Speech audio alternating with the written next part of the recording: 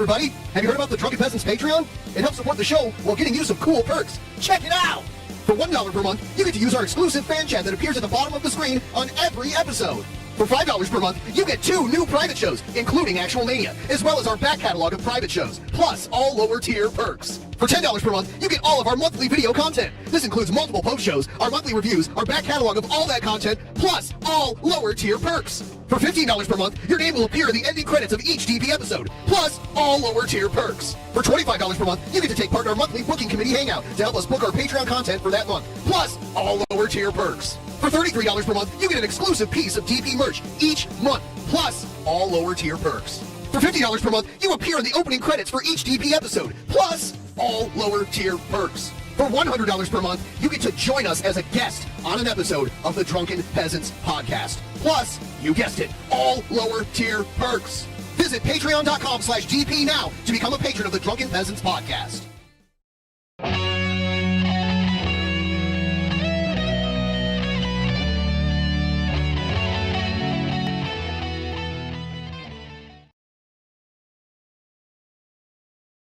In the beginning, there was nothing. And then there was the Drunken Peasants Podcast. I gotta get a witness. No! Say, man, you got a joint? No, not on me, man. I don't have facts to back this up. It'd be a lot cooler if you did. It's true. Sometimes I cry. Lick my butthole, he laughed. From the strangest corners of the internet, here to bring you opinions of the world from an altered perspective. Here are your hosts, the Drunken Peasants. Hello, everybody. Welcome to a very special, well, maybe not that special, afternoon DP episode. Hello, everybody. Welcome. It's early. It's really early. I'm here flying solo. I got up at 7:45 a.m. It's 9:15 a.m. right now. Welcome, everybody. How you doing? Please like the stream. If you would be so kind to do so, please send in a couple bucks through the link that's pinned to the top of the chat. Throughout the stream, that will alert me, and I will have to react, and, you know. Yes, Eastern time is 3 hours ahead of Pacific time. That's how it works. When I first moved out here, I could stay up. I was waking up super early, but falling asleep super early too, for the local time. Took me a while to adjust.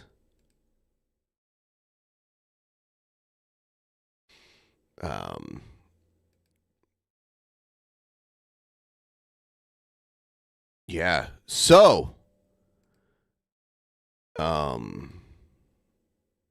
yeah, there's a lot of stuff going on. I'm trying to wake my brain up a little bit right now.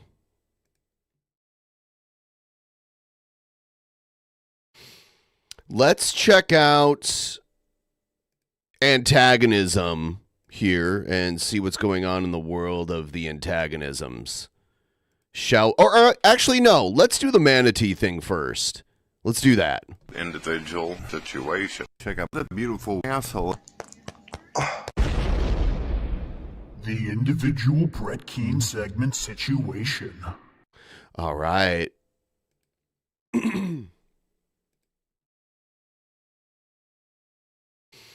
We have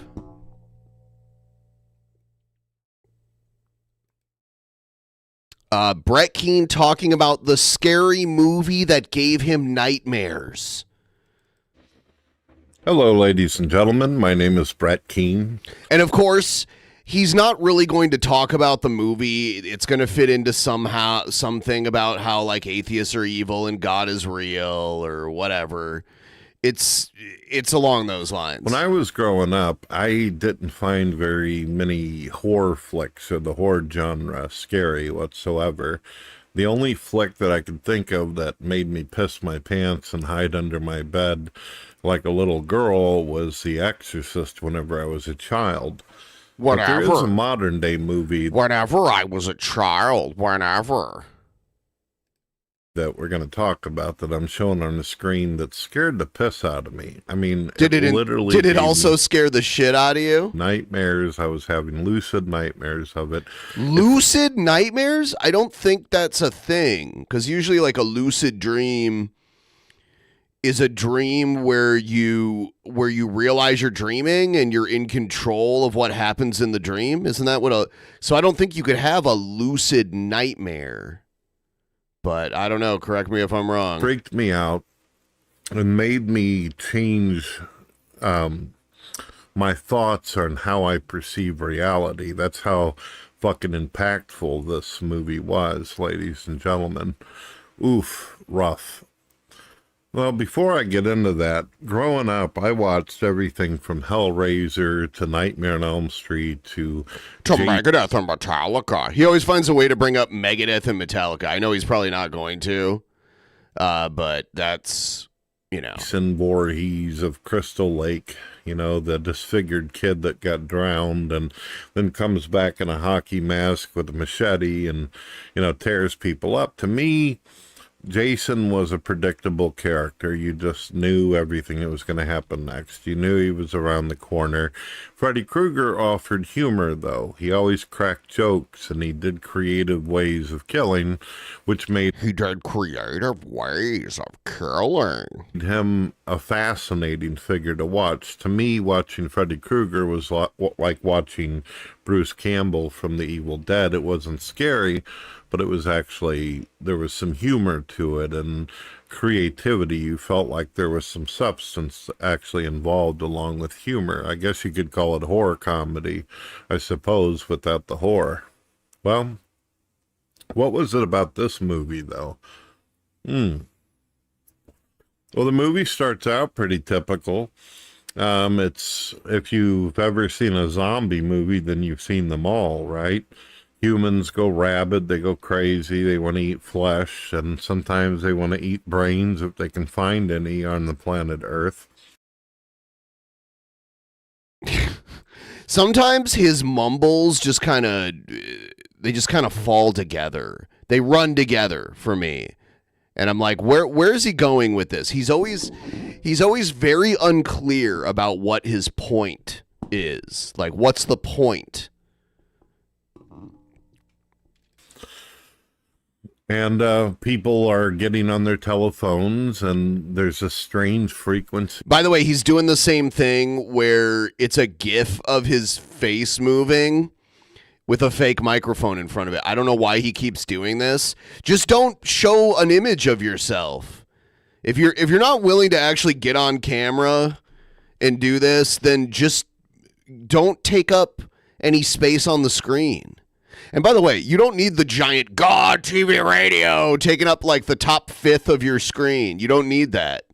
Or noise that's shooting out or erupting into their ear and somehow taking control over their bodies, and then they become physical killing machines. Every person on the planet can become dangerous for you.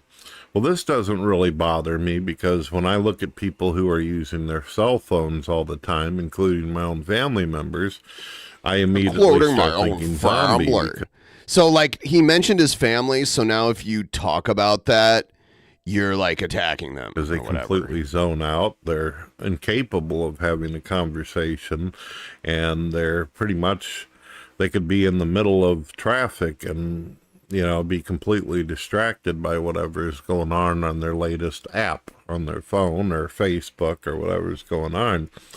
So that, to me, was kind of a, So apparently there's a female ghost in this apartment building who thinks I'm attractive. It was what started happening towards the accidentally bumped the film that freaked me out. And for some people, you may not understand this. This may not shock you or trip you out or whatever. But the movie, throughout the entirety of it, gives you this idea that John Cusack, the character, and Samuel Jackson Cusack? Did he call him Cusack? Hero-type people who are taken on. Isn't it John Cusack? John Cusack. Okay. Man, he always says people's names incorrectly. By the way, if you're watching right now, you may not know this, but liking the stream goes a long way. So if you would be so kind as to hit the like button, it does something in the YouTube's bullshit algorithm that's like, oh, this stream has likes on it, so now we're going to promote it more. So if you could please like the stream, I'd really appreciate it. Thank you. And, you feel as though, well, they're doing pretty good. The idea is John Cusack wants to save his family, and he wants to save his little boy, and, everything's going like what you would expect from The Walking Dead or any other zombie show. Somebody wants to save their family. And because of that, it's not only a strength but a weakness, because when someone goes back into the trenches, they're putting their life on the line in order to save those they love. So it's heroic, but it also is predictable, because they're going to be facing some pretty bad challenges with the undead running around. Well, they're not really undead. They're human bodies who've basically been taken over. It's kind of like body snatchers, or your typical demonically possessed human that has no control over themselves anymore. What's your point, Brett? What point are you so slowly working towards here? Like, what is the point? I've seen so many type of those films that none of them scare me or bother me anymore. In fact, I get kind of bored seeing the same thing or remakes being done of it. That's why I still haven't gotten around to seeing Exorcist Believer, because I don't feel like there's going to be any substance to it. The Exorcist Gourd Believer. It's going to be just another remake or money grab based upon the first one that was successful, and the third one did all right for itself. Well, something happened in the film that I wasn't ready for. I simply was not ready for the twist that was coming. They showed this scene where there was hundreds of thousands of people at nighttime running around this big, antenna thing. Apparently the frequency was being shot out broadly, affecting humanity, and nobody really knew where the frequency was coming from. Was it aliens? Was it some kind of biological, some kind of technological weapon made by the government? The story never really tells you any of this. All it tells you is that if you hear the weird buzzing noise on the phone or over the sound waves at all, it will take control over any human being, and then they will become any human being. Ignoramuses, violent, aggressive, and want to kill each other. I already live in a world where humans are like that, where they just want to kill each other, and then you've got your other group of people like myself who actually care and want there to be a change and want there to be good things. And sometimes I actually feel like I am doing positive things. Well, what happens is that it goes through the steps and the processes where John Cusack finds his son and his friends and the people that he loves, and he saves them, and you're like, yay, cool. And we're moving towards the end of the movie, and the movie shows John Cusack and his son talking about where they're going to go now, and yada, yada, yada, and they start walking. He yada, yada, yada this movie that he's talking about. Walking down this railroad yada, track. Yada, yada. Everything is fine and dandy until this point. Suddenly, you see the scene goes back to the thousands of people running around in the darkness. Their clothes are tattered, it's tore up. Their skin doesn't even look healthy anymore, because what's happening is these humans are running around. Does their skin not look healthy because they lay in bed on their belly all day? And they're not Maybe. eating. They're not taking care of themselves. So they're literally just running around in a circle like they're hypnotized, and they're not taking care of their basic functions in order to survive. What are some of Brett Keane's most basic functions? Let me know in the chat. What do you think Brett Keane's basic functions are?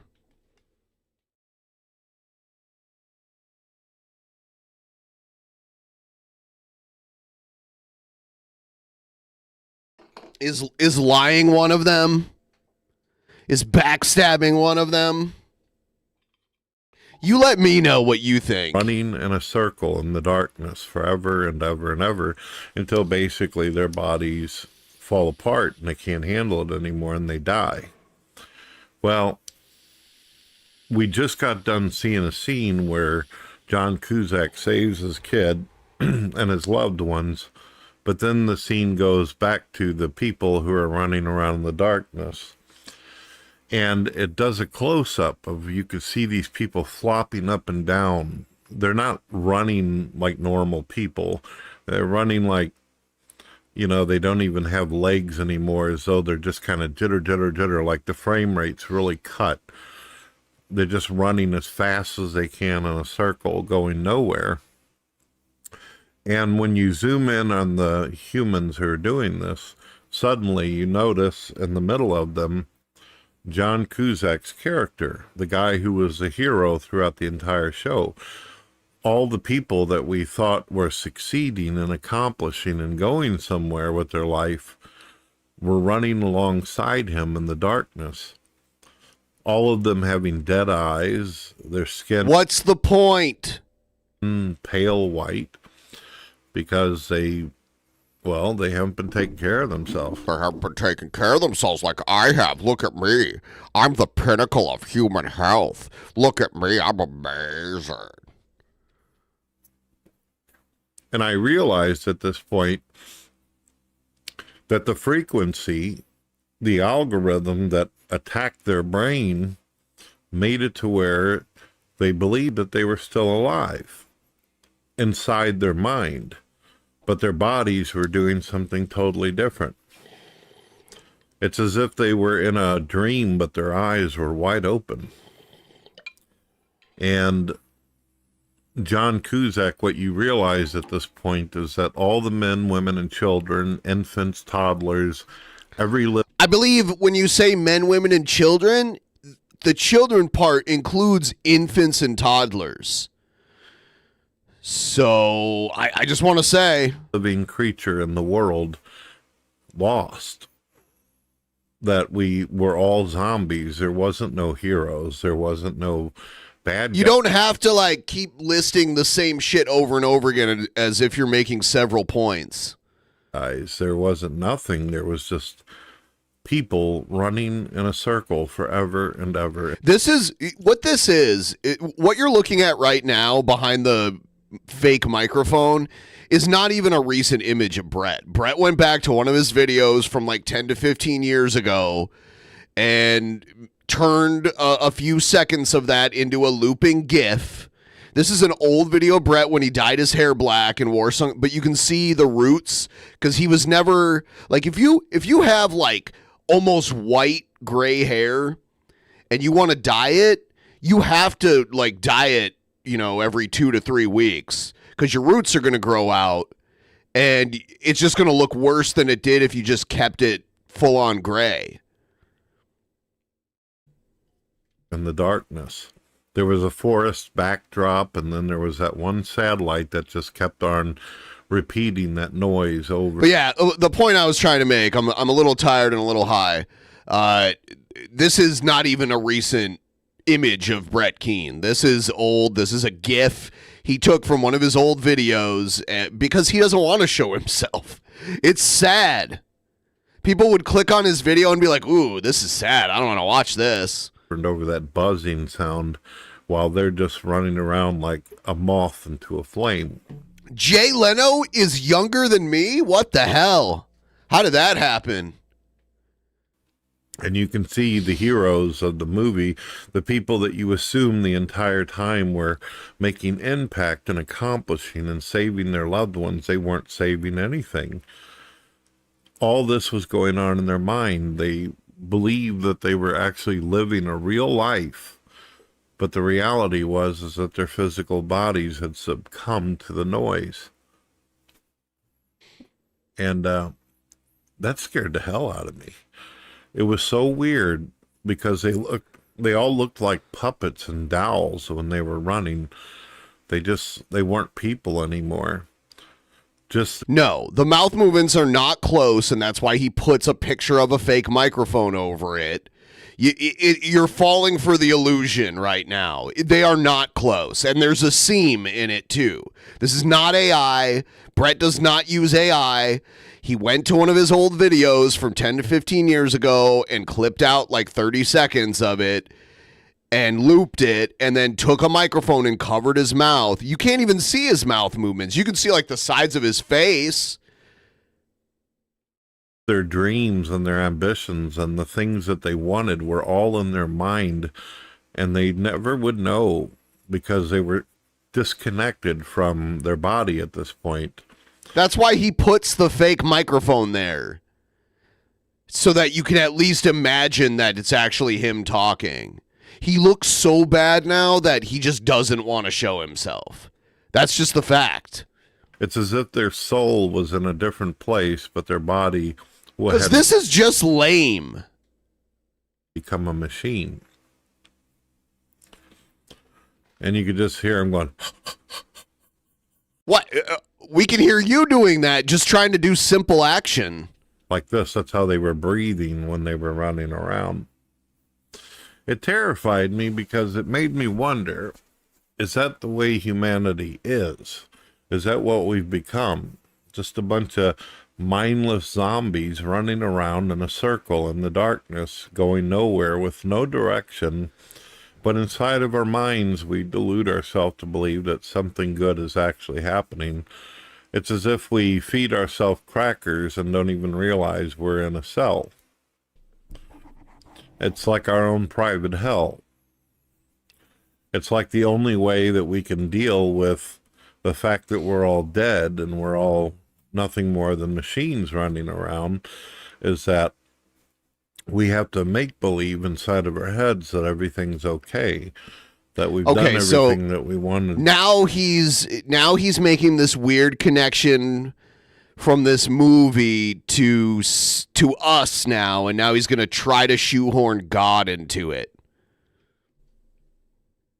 To do and everything that we thought was right, but no right or wrong was actually being done. It was just all a delusion in the mind of a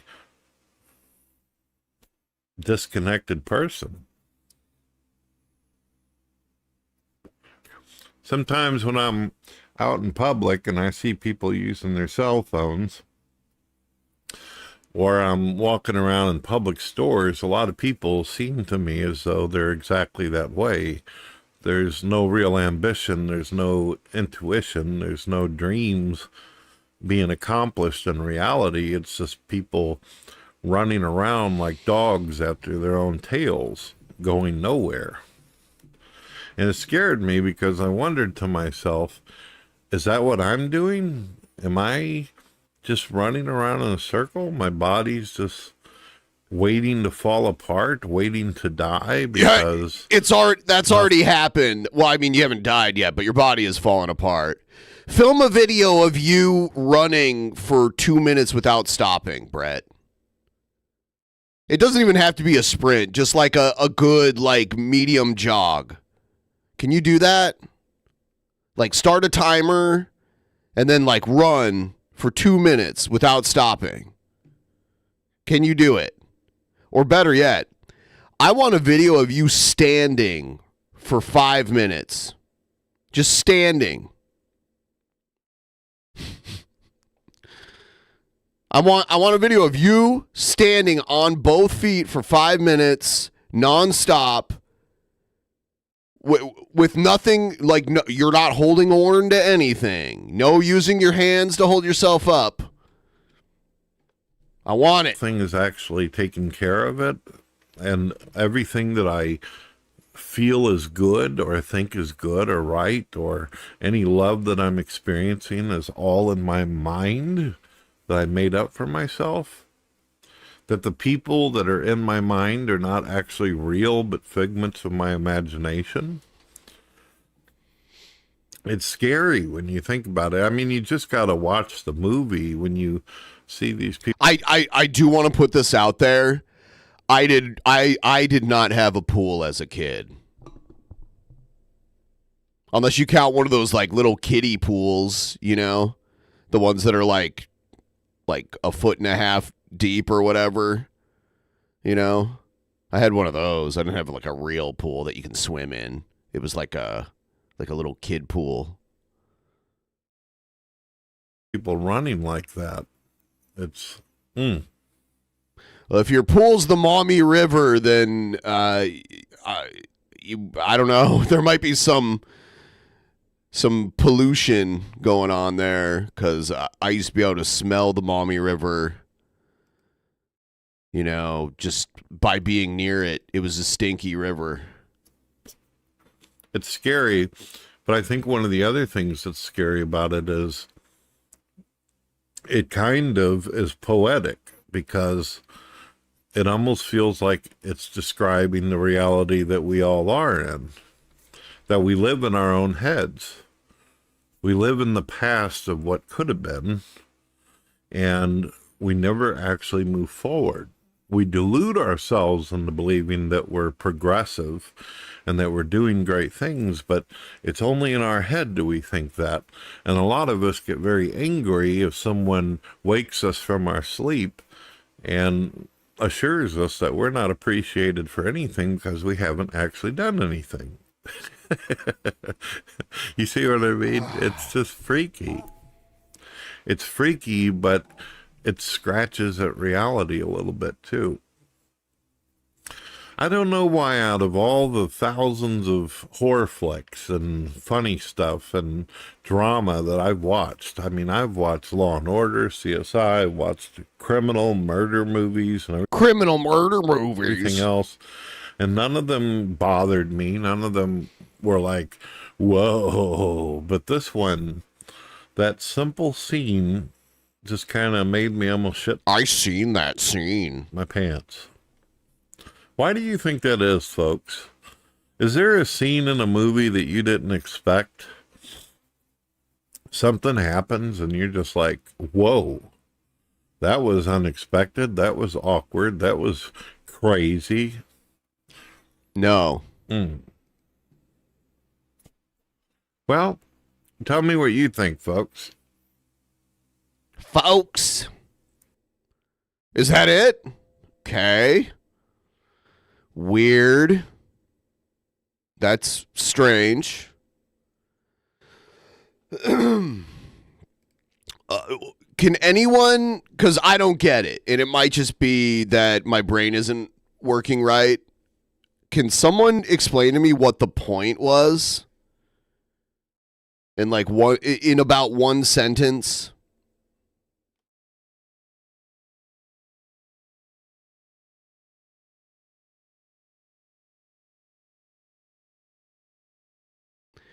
Yes, many movies have twists and turns because if it's too predictable, it's not as entertaining. Like, you think the movie's going in one direction and then they take you in a different direction that actually is better than what you thought they would do. That is a thing that a lot of people like in their films.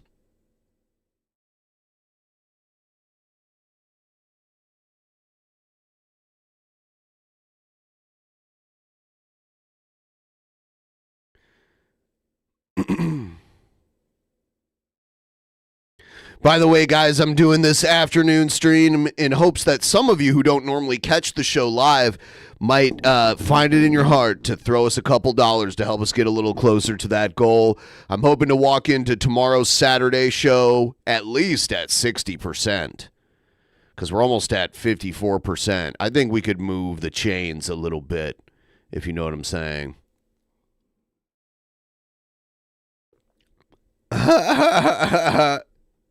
It never works. People always try this, and it never works.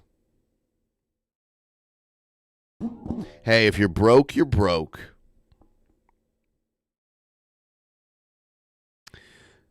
All right, here's another one by Brett. This one's called Universe Life by Brett Kerr. Hello, ladies and gentlemen. Let me take you on a journey. Let me take you on a fantastic voyage. My name is Brett. Okay, guys, stop doing that shit in the chat, okay? Keane, and we're going to look at 13 billion years of time unfolding, the universe coming into Stop existence. doing it. Many of you may not know this, but scientists recently are now claiming that the universe is actually 30 billion years old instead of between 13 and 16 billion years old. Has anybody ever asked the question, where did all of this energy come from? If the universe had a beginning, or if the universe was eternal, why does it even exist in the first place? Why do we even assume that a universe was supposed to be the case? Why do we even assume that there's other universes out there, such as a multiverse or a parallel universe? Why do we even assume that our universe should have existed in the first place? I don't assume anything should exist. I mean, that seems to be what everybody's conclusion is. Well, is it? So he's going to start off by assuming what everyone else's conclusion is to something. Oh, the universe is here, so here we are, as though we were just something that was meant to come out of the magic hat, that we are the rabbit that was just simply meant to... I know he said magic hat, but at first it sounded like he said magic cat. It all just came out of the magic cat. Come out of it. Why do we assume that for? Do we ever ask the question of where did the recipe for life come from? Did the universe... There was sugar and spice and everything nice. Actually create it? Did the universe actually make it? Or did some kind of external life... Oh my God, really? He's going back to this? Have we not heard this like 100,000 times? Form or entity or ancient being outside of the universe. An ancient being. A super, super old bean. Probably a garbanzo bean. To actually construct all of this. Or, as atheists would say, it just started by itself. It just simply produced all this energy and began creating space-time and the very nature all around us. Don't know really why anybody would think that's rational or logical, but sure. I mean, his body is a baked potato and his head is a bean. Something as simple as my wife baking cookies. My wife baking cookies, which is so good. And the up. I watched one of his videos from like 6 months ago where he's actually on camera and he's sitting down looking very uncomfortable doing the video. And then at the end, he gets up, walks about 2 steps, and then falls down onto his bed and like stops the video because his computer is like next to his bed. He must have had a camera off on the other side of his room. Then would ensure that even for something that small, something not even a fraction of the level of the universe requires some kind of, help, support. Someone to add the ingredients in order to make the delicious cookies that my wife tends to make. When looking at the universe, where does all this space come from? Where does all this time? Where does all this nature and this physical reality? And how do we even know whether the universe was eternal or whether it came from a singularity? Okay. They call it the Big Bang Theory because I banged your mom. Some non-believers will say, no, when scientists say it's a theory, it actually means something. It's valid whenever a scientist comes up with a theory. But there's no scientist in the world that has ever traveled back 30 billion years and seen any of this happen. Nor are the scientists out there who believe that the universe is eternal. They've never been out there. And the only reason why we believe the universe is expanding is because some scientists claim they've seen some blurry images of radiation that appear to be expanding, and because galaxies appear to be coming at us, such as Andromeda. Well, just because we have things coming at us doesn't mean that we're necessarily... Has anyone out there ever seen the show Andromeda? It was a show called Andromeda, and it was like Star Trek, but Kevin Sorbo was the captain. It was really bad. Or either. We could be stationary, like a vehicle that is stopped out in the middle of traffic, and vehicles are coming towards it, getting ready to crash into it. Doesn't necessarily mean it has to be going anywhere or any direction whatsoever. There's no borders on the universe. Well, at least that's the theory of scientists. But it's incredible because it's not just the universe that's in question, it's us. If there are borders, we haven't reached them yet. And I don't know how we could ever know that there are borders. Why are we here? What is the point? What is the purpose? Are we just some kind of consequence of all this energy? Because when you think about it, and the only reason why you have the ability to think about it is because allegedly this chaotic system where all these things are exploding or imploding or expanding or doing whatever they're doing that scientists claim, somehow all this material somehow created this extremely complicated mind and brain of yours, as well as communication. As well as the ability to be able to make sense to another being right next to you. The ability to make sense to another being. I love how he says being as being. And we all know why this is, ladies and gentlemen, right? It's because Brett Keane is absolutely retarded. It'd be your neighbor or somebody 1,000 miles away on the internet. Incredible. Remember, everything that you're seeing is not something that scientists have ever actually witnessed or seen. This is CGI, just like all the cartoon illustrations that you see of us. I love the old soundboard. Fuck balls. Ooh, that's where it's him jerking off. And then when he finishes. I created entire legacies of my family and my wife's family. We're talking about 4 to 5, perhaps even 6 generations of family members, from grandpa to grandma to great-grandpa, grandma, all the way back to Richard Dawkins' supposed alleged fish. That's how far back I went. I literally sat there, took the time out of my fucking day, and created generations of family members. So what happened? This is when they deleted his Sims family. I logged into my game recently, and it turns out that Sims has some kind of major fucking glitch, along with a lot of other glitches that they never seem to get around to repair. And my entire fucking family, on both sides, my wife's side and mine, are virtually raptured into fucking non-existence. Evolution, they'll never be able to show you actual footage of any of that stuff happening or what you see happening in the alleged universe in this video. All they can do is draw pictures, use CGI and computers to give you an idea of what they think might happen. CGI and computers. You know, because those aren't the same thing. You know, computer-generated images, using that isn't the same thing as using computers, right? The reason why they can't show you actual observable evidence of evolution or cosmic evolution. There is actual observable evidence of evolution. There are new species that have popped up.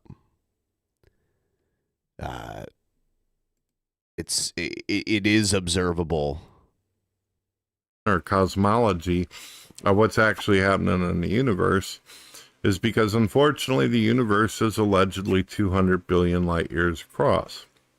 You and I. Yes, he is still debating as if it's 2009 or whatever. We don't have the ability to see a mile ahead of ourselves unless there's something really gigantic off in the distance.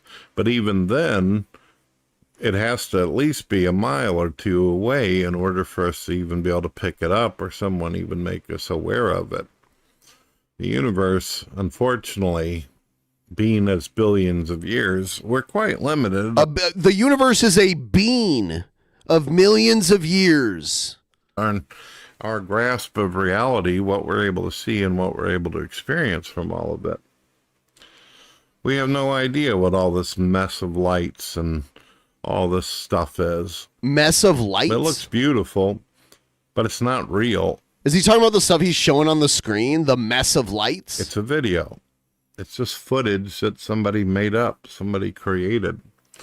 When you see any CGI... The sky is a giant projector and Gord is playing movies on it. Imagery having to do with the Big Bang or it exploding out, we've never witnessed that. And we couldn't have possibly witnessed it because the singularity came apart in order to create the space and time and matter around us. So that means that this experience happened billions and billions of years before we even existed.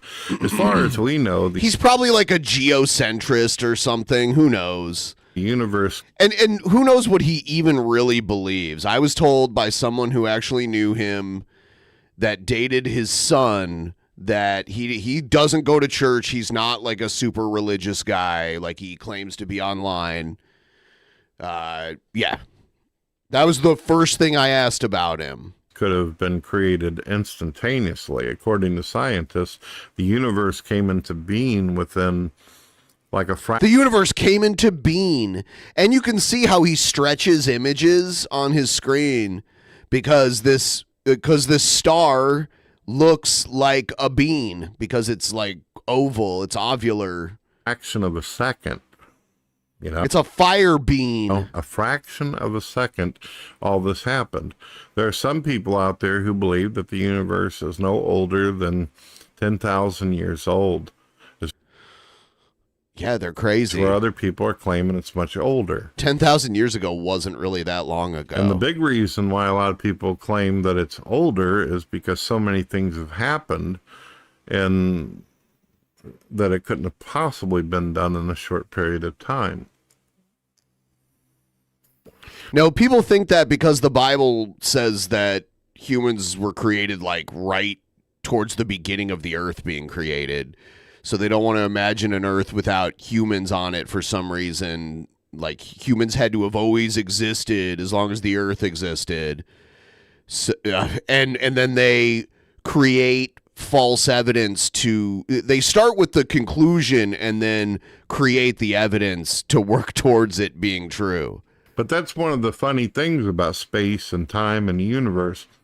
Did you know they theorize, and you can actually see this in movies like Interstellar, that if you're in certain pockets... Interstellar is a fictional movie, right? Like he's talking about it like it's a documentary or something. So the universe, time reacts differently than to us.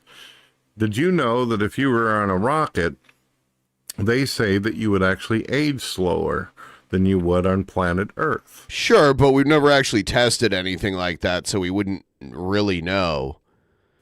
You would also be affected by gravity. We don't even know what would happen to living beings if they left the solar system. Time to fire on all cinder There we go! That's what we needed! That's my first dono. After how long? How long have I been on? 45 minutes. Thank you so much. You're a living being.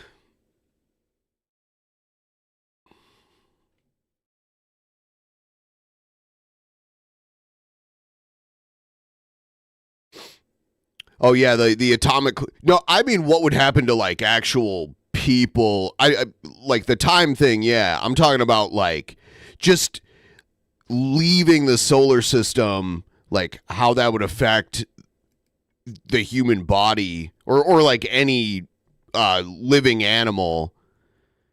from planet Earth, like leaving the solar system. Because we've only ever had one probe leave the solar system. I don't know what all that probe was even able to measure. Because wasn't it like 40, 50 years old? Oh, did the other one leave too? I thought it was only Voyager 2 that left. I thought Voyager 1 was still out there somewhere, like in...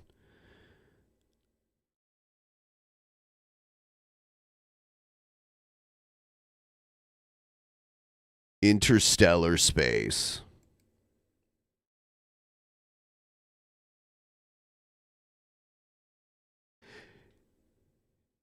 Yeah, Voyager 2 is in interstellar space. Voyager 1 is still... No, Voyager 2 is the one that's in interstellar space. Voyager 1... Oh, no, I guess they are both. So Voyager 1 entered interstellar space on November 5th, 2018.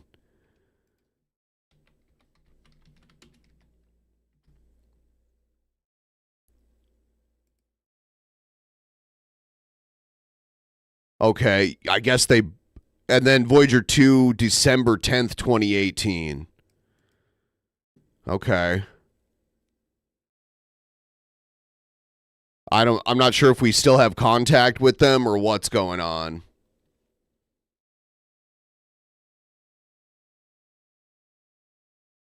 And all kinds of many different elements a lot differently on Earth. So you would age slower and it wouldn't have as much of a physical deterioration on your body as it is whenever you're exposed to the open atmosphere of Earth.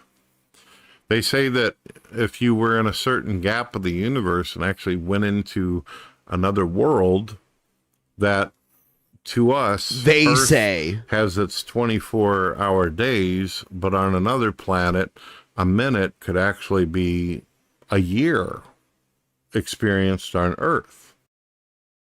Well, yeah, if you're measuring time on another planet based on like how long it takes the planet to go around the star and how long it takes the planet to do one revolution, like one full rotation, yeah, it would depend on a lot of things, like how far away it is from the star and how big the planet is. Is that what he's talking about? But it wouldn't feel like a minute wouldn't feel like a year, like if you know, I don't know. So it's crazy. It's crazy.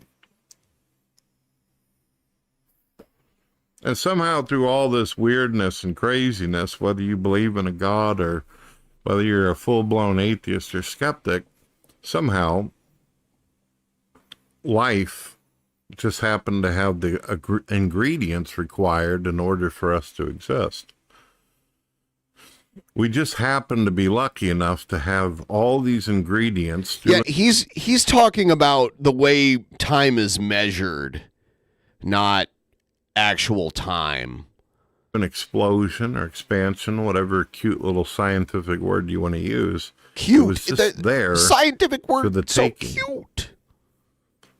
Some people will say, well, there was no support, there was no assistance, there was no intelligence involved, even though everything that has happened seems to be intelligent as it's formed and transformed and making its movement. Everything seems to be guided. Everything seems to be set in motion, and nature almost seems like a game board where everything takes its steps in order to go through a process. What it's trying to accomplish, we don't know. Some people out He's there are into arrogant sperm. enough to That's assume, why but he keeps playing. See, if you notice now, he has the layer of the video covering I try him. to be humble in all of my thinking and all of my thought process. Oh, it's like a chroma seems key. To be a guided process. All of it seems to be going somewhere, trying to tell us something. It's like a secret or a mystery that's in the coldness and emptiness and darkness of space that we just can't put our finger on. A lot of people will argue fine-tuning. They'll say, well, things just happen to be in the right place at the right time, and they all set up. How does that even happen? According to Stephen Hawking, which was one of the most brilliant atheists out there, he claimed, according to mathematics, that our very existence is mathematically impossible. It's crazy. Mathematically impossible, he said. I don't know. But let me ask you a couple final questions before we shut this down. Why would it be irrational or illogical, since we have seen that the universe produces the ingredients for life? It created the ingredients for your mind and the complex thoughts and dreams that you have. Why would it be mining. so difficult for you to Quote believe? mining. He called it mind quoting. You're mind quoting me. You're mind quoting me. You might be inside an intelligent entity, that we might actually be the cells of some inorganic, organic type of entity. Brett Keane is absolutely retarded. Brett Keane is fucking stupid. Why would it be difficult for you to believe that there are many layers and structures to the universe, and that there are entities that are far superior than ourselves? Some of you out there will say there's no God, but I'm absolutely convinced there's aliens out there. Well, technically speaking, God is not of this earth. He supposedly created the world. Therefore, he is an alien. He wasn't an inhabitor of the planet Earth. So, why would it be so difficult? Why would it... You know why? And perfectly healthy to look at other people's ding-dongs. Come off stupid to read the information that ancient man wrote about, stating that they had experiences and they seen things. They seen things. That simply blew their mind and put them in awe. They seen things. Why would it be stupid to take any of their information as not valid for? Why not? We've learned so much from our ancestors. We have survived this long because we learned from the people before us. So to say, listening to some... I mean, sometimes we learn from the people that are already here, that are like currently here, not, you know, like people figure things out. Old goat herder or some, you know, nomad off in the desert. Well, that nomad would survive a lot longer in the desert than a modern day human, wouldn't it? If many of us were to time travel right now and find ourselves in any time period over 100 years ago or more. Depends on the situation, individuals. We wouldn't survive. We wouldn't make it. We wouldn't be able to handle the dieting routine. We wouldn't be able to handle the way the world was at that time, the way people's behaviors and sociology and cultures are. We would be in a totally different place. No one would care about what's politically correct or what's the right thing to do or the right thing to say. We would be in a strange way, for sure. But why do we assume that, though? Why do we assume that the cookies that are cooking in the oven came from anything else but something external? Because cookies have never made themselves. There's plenty of self-replicating things. I always find it rational and logical. It's not like cookies give birth to new cookies. Assume that my wife is cooking something in the other room when I... It's weird to use an analogy when you compare, like, a non-living thing to living things. Well, it doesn't make a lot of sense. I don't find myself stupid at all, knowing that whenever I get up to look at her, I know that that's exactly what she's going to be doing. Is where I don't know one single skeptic or non-believer who would say to themselves, the smell of cookies, the smell of food, it just got here all by itself. It just came into existence all by itself. Well, I mean, a lot of the raw ingredients for the cookies are naturally occurring things that we artificially combine to make cookies. The universe is fascinating to me. Depends on where the cookies are from. Dreams are fascinating to me, whether they're good dreams or they're nightmares. I just don't understand why it is that people can sit around all day and argue about things. They're sitting there. They're sitting there all day. They're sitting around. They have absolutely no idea about. On either side. It's like it's either it is or it isn't. But What? We don't have. It is or it isn't what? Of any evidence either way. There is evidence. But at least a person of faith can say that, though, right? A person of faith can say, well, this is what I believe. This is what I think. And the amateur scientist can say, well, nothing's absolute. Nothing is 100%. There have been so many things that we thought were too complex to understand that are now understood, you know? So just keep figuring out more and more. Certain, but here's my theory, but because I'm labeled scientist, somehow that's supposed to make sense. Keep in mind the video that you watch right now, it's not real. Most of the things that you see on television are not real. Oh, he's talking about like how these are like CGI renderings. I mean, we can see the real stuff though. It's through like powerful telescopes. The telescopes in space. People actually receive awards for special effects and costumes and things that are pretend. Okay. Everything in politics, everything in science, everything that you can think of. He says politics. Politics. Around you. Where everyone is they're just pals. It's an act, a game. And maybe we delude ourselves purposely because it makes us feel safe. If we can just imagine that we live in a fantasy world that just simply works and that there's nothing to worry about and there's no concerns, that we give authority and popularity to a group that doesn't really deserve it and say, well, they know things, therefore I know things. They draw good pictures, so I accept what I see on paper. I accept what I've been told on television.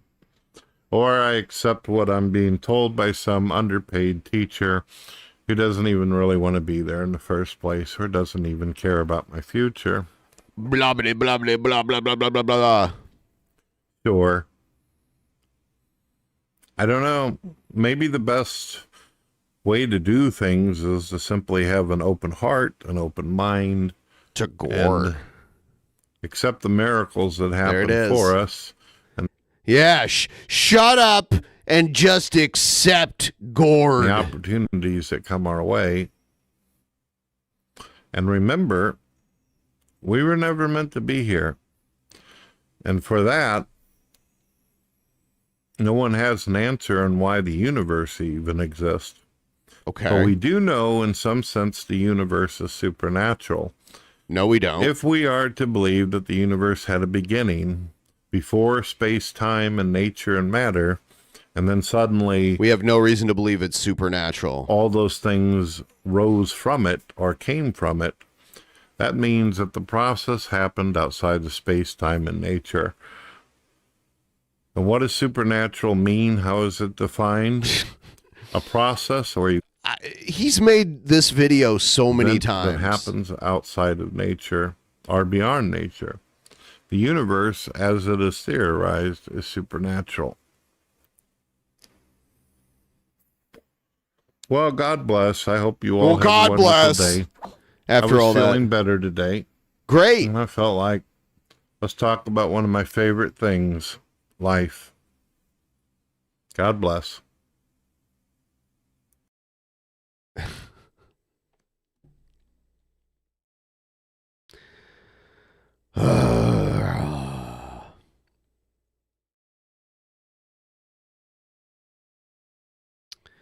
Here's actually we could check out let's check out Cobra World really quick and see what's going on there.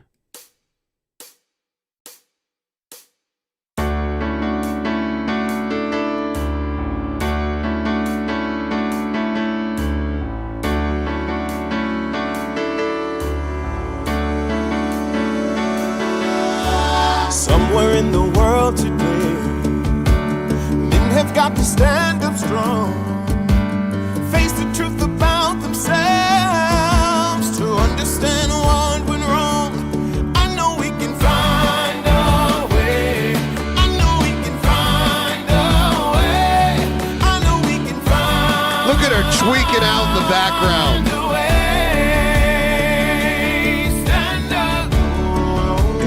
Amazing. Stand up. It's amazing. Stand up.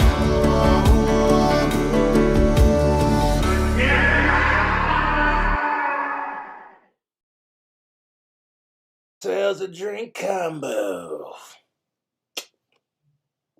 And a bitchin' glass to make it in. Yeah, he's got that green martini glass. I got 2 of these glasses on sale. They're pretty cool looking little martini glasses. Josh. So that's what we're going to be doing, folks. We're going to be making a hillbilly martini,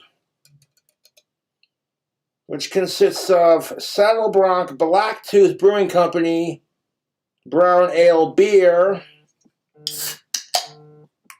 Crack. We're going to mix it with a shot of something extra fiery. What is going on?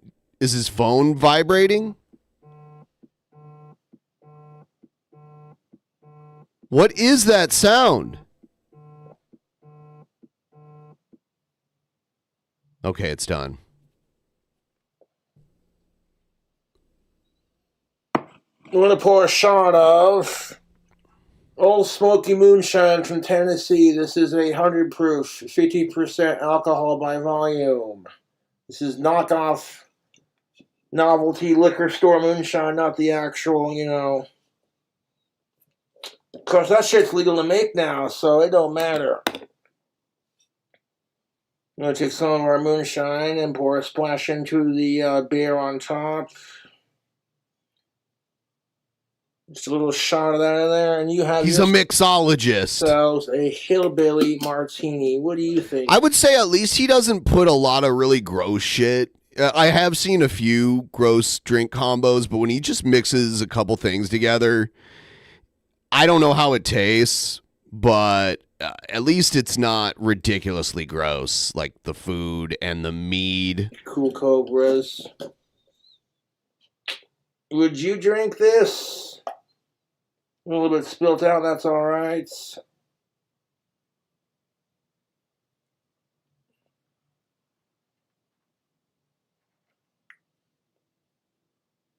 Yeah, look at that face. That is not someone who enjoys the taste of the drink they just had. Yeah, he struggled to swallow that. This novelty shit's got a little bit of sweetness to it and a burn that's really nice. It's really nice. I love the way it burns. Sweetness complements the Saddle Bronc very nicely. And the beer kind of like... Oh, no, he's making the face because it's really strong, but it doesn't have to be that strong. He's pouring too much. Mellows the burn down a little bit, makes it easier to sip.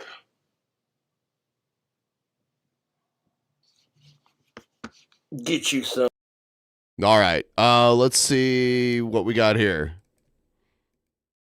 Tough time for Jessica. Pull up this trigger, you don't want to in my cracker. Come on, that's like a heart attack. Cause your fucking shit's psychotic and you're mad whack. You stupid ass transition. I think this is from the Lol Cow Cobra channel. Jerky in my teeth. Yikes. That doesn't taste like Doritos jerky at all, but a ripoff. Anyways, I'm not going to be on too long. Not going to be on too long. Only 10 hours. She's on all the time. I can't believe how much she streams. Like, I need non-stream time. You know, I can't just do it all the time. Yeah, I'll do a proper video tomorrow, which means pre-recorded. But Josh, Wayne's World.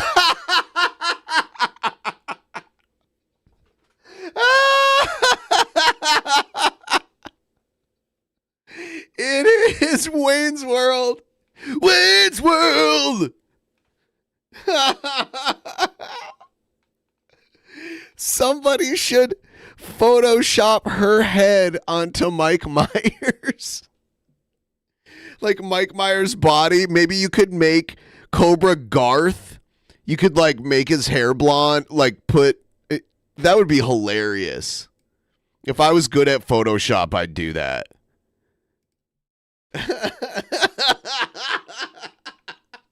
I can picture it too. God, it hurts. it's so sweet. He bought me 3 items so I could make a drink combo. I'm like, oh. He's just so freaking adorable. And this is it. And by proper video, I'll pour all the things. Yeah.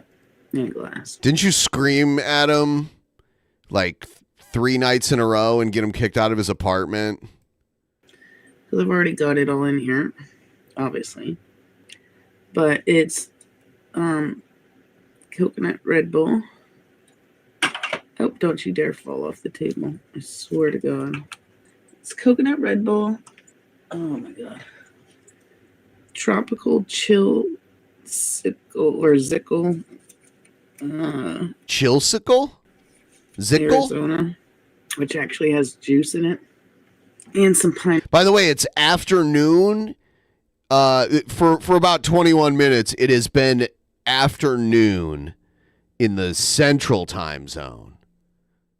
So next, at the turn of the hour, it'll be afternoon in the mountain time zone.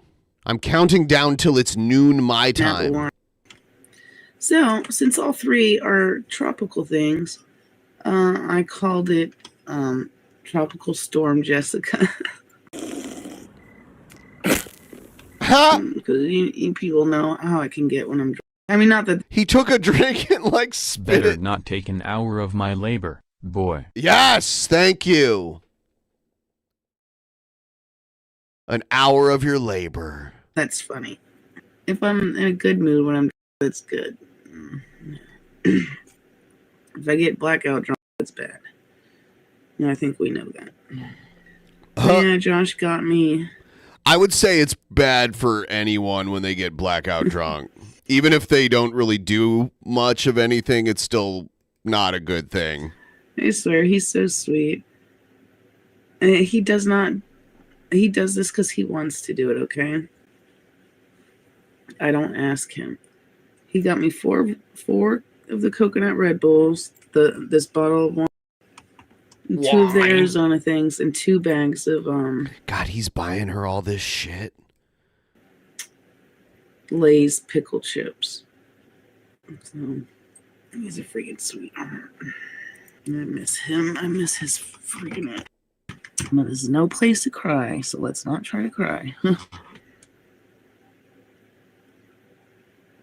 But yeah. Is it going to be real crying? So I'll do a pre-recorded video on it tomorrow, since I'll still have plenty of Red Bull and plenty of... Yeah, he should not be buying her shit right now. I'm pretty sure he has to move by the end of the month. We'll see. If you're noticing, his content has been... there hasn't been much of it. but it doesn't look like a lot of stuff is packed up. Arizona and the one left. So it doesn't make a pretty color, though. I will say that. It's kind of like a, I don't know, the lighting in here sucks. So, I don't know. Kind of looks to me like yellow, bluish, green.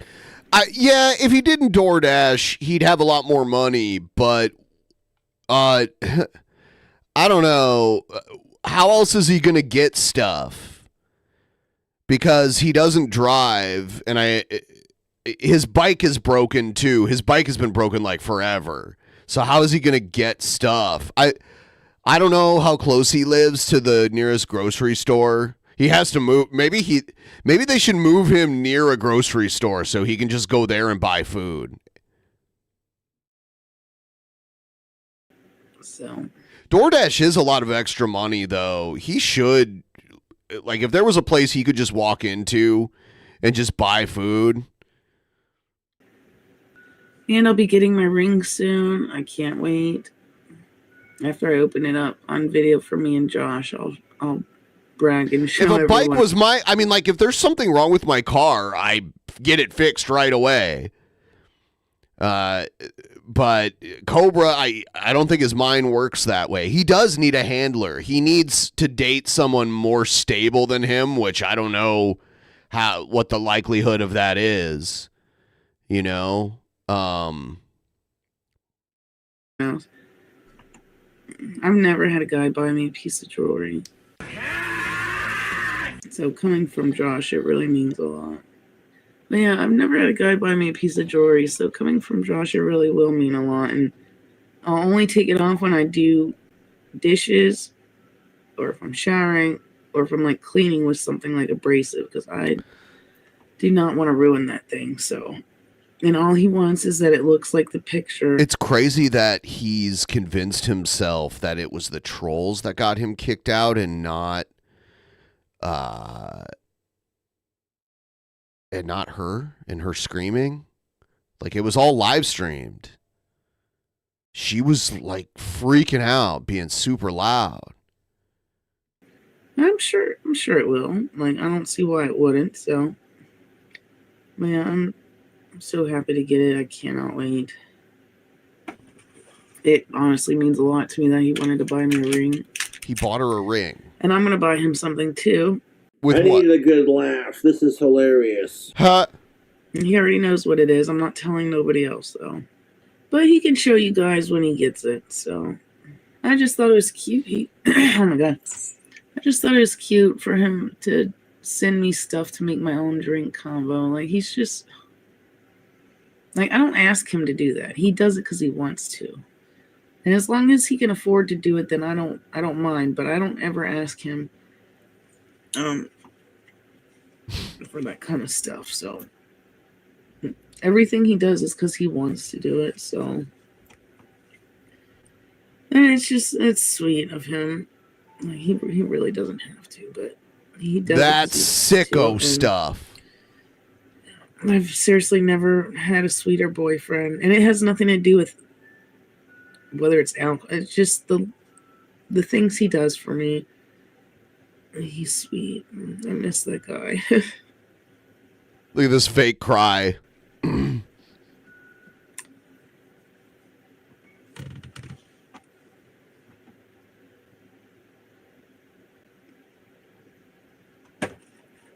No, you know what? There are real tears.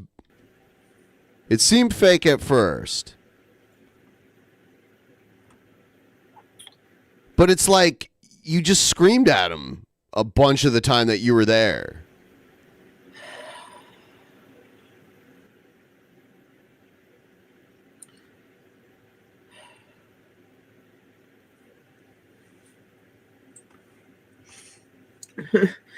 I can't help but cry. I'm sorry. I'm sorry for crying. But I do miss him, and I can't help it. Sometimes it doesn't feel real that I actually went there twice. I don't know. Kind of feels like a dream. There's something going on. Something going on out there.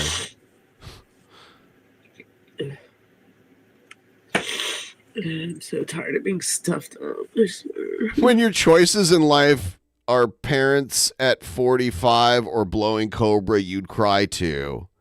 I'll feel good for a little bit, and then my face just goes back to me. That is like her. That's her long-term plan. Oh, stuffed up again. Blowing Cobra. I just wish I could fucking breathe. This smells like Josh when I put it on earlier. I just wish it was a little bit stronger. Because the first time I visited, it was really strong. It's not that strong this time, but I can still smell my Joshy out here. You smell him, Ollie? You smell my Joshy? Aww, yeah, you smell him? Yeah, he's a good guy. I love you, Ollie. You smell him. I know you do. Okay. Did the dog tell you what he smelled? Or is it a cat? I don't know. Did the animal... I think it's a cat. I think she has a bunch of cats. Did the animal tell you what they smelled? Like, what? You're just creating this weird narrative. It's so cold and I just want I don't to know. with Josh. Like, I hate being away from him. Like, this is fucking torture. Well, you can't move there. And you can't move in with him. You can't move in with him, and what are you gonna? How are you gonna get there and stay there? Josh shouldn't let you back, but you're gonna come back. I guess we'll see what happens then. Could you imagine if he moves into this new place and then has her back, and then she gets him kicked out again? I liked when he put his leg over me. Like, I don't know. That's just very comforting to me. I miss him. I'm sorry, people. Well, I'm not sorry. I'm not sorry that I love him. Just you probably don't want to hear about it, but that's what's on my mind. So sorry, I'm just thinking. This should not be on the internet. Like, she should not be putting this out there. This is going to be hard for me. I thought it was going to be hard the first time I left Josh. Because one, I didn't know I'd be back so soon to go see him. Like, literally, I think I was gone for I was back home for a month. And I think the second time's harder because I don't know when I'm going to be back there again. And I want it to be permanent. I can't just keep going back and forth each time. I won't be able to save up any money. I mean, as much as I would love to go see him every month. Yeah, I don't know why her hat said "Go Puff." I mean, he said he would visit me, so I really hope he means it. He's not going to come visit her. He's not coming to visit her. All right. So that's that. Have you guys seen this person? She does a Cobra impersonation. Oh my god. Oh my god, what's that in my mouth? What? Oh, it's one of Joshy's teeth. I'm gonna keep this forever. I'll treasure this for the rest of my life. Oh my god. What does it smell like? It smells fucking good. Tactical tooth. Tactical tooth. Now I want to know, Joshy, who is better in bed, me or Felicia?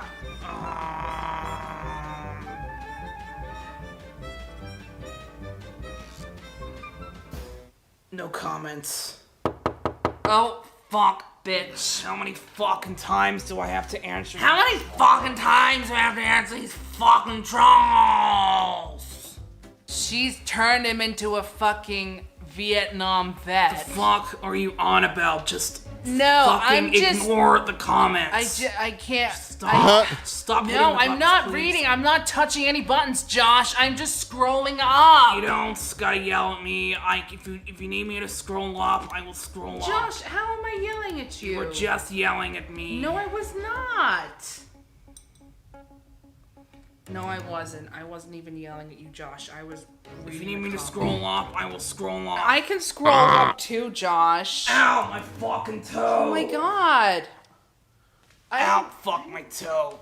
She's getting more pussy than I ever will.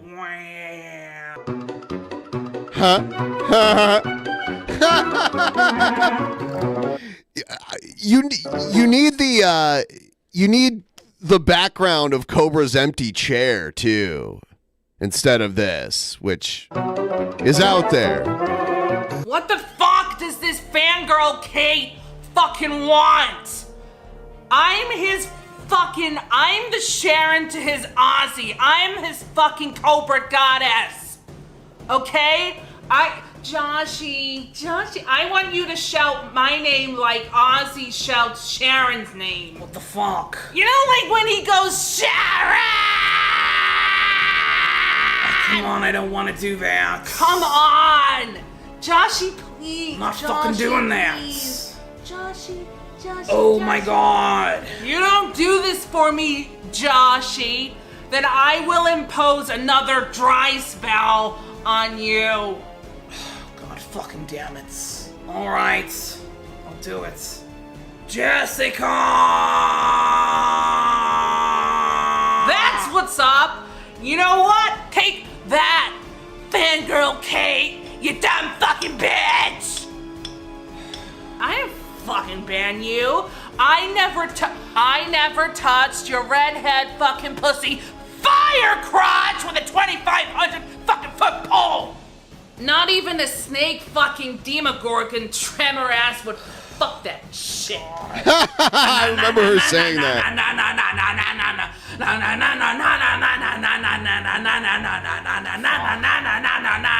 Jessica, please stop.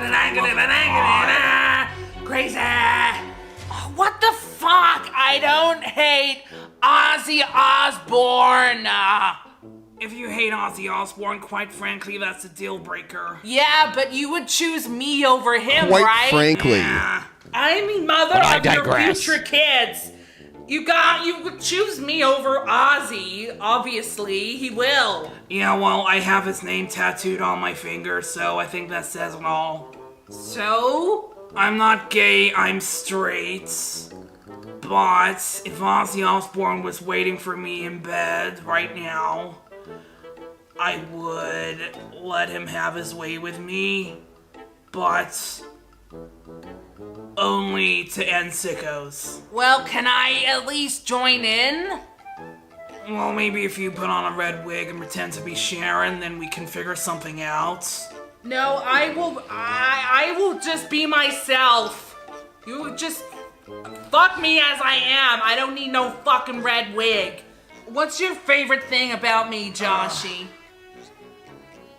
I like that you are a cisgendered, of-age, alive, female. Anything else? Your pussy tastes like Wendy's. Your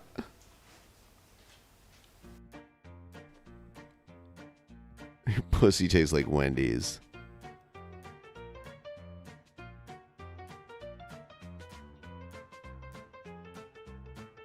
Amazing.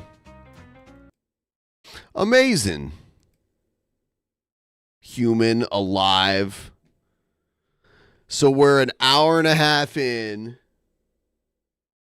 I'm going to step away for a couple minutes and I'll be right back, and we've got some more stuff. So don't leave.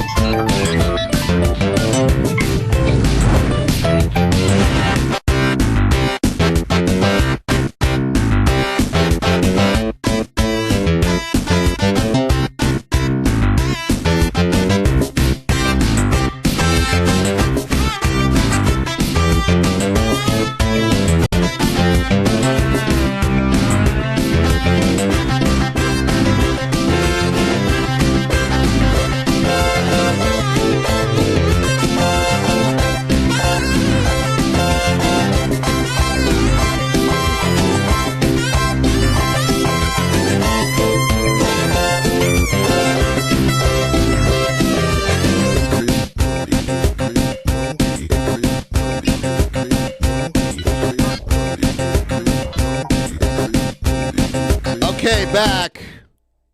Hey, make that white stuff come out again.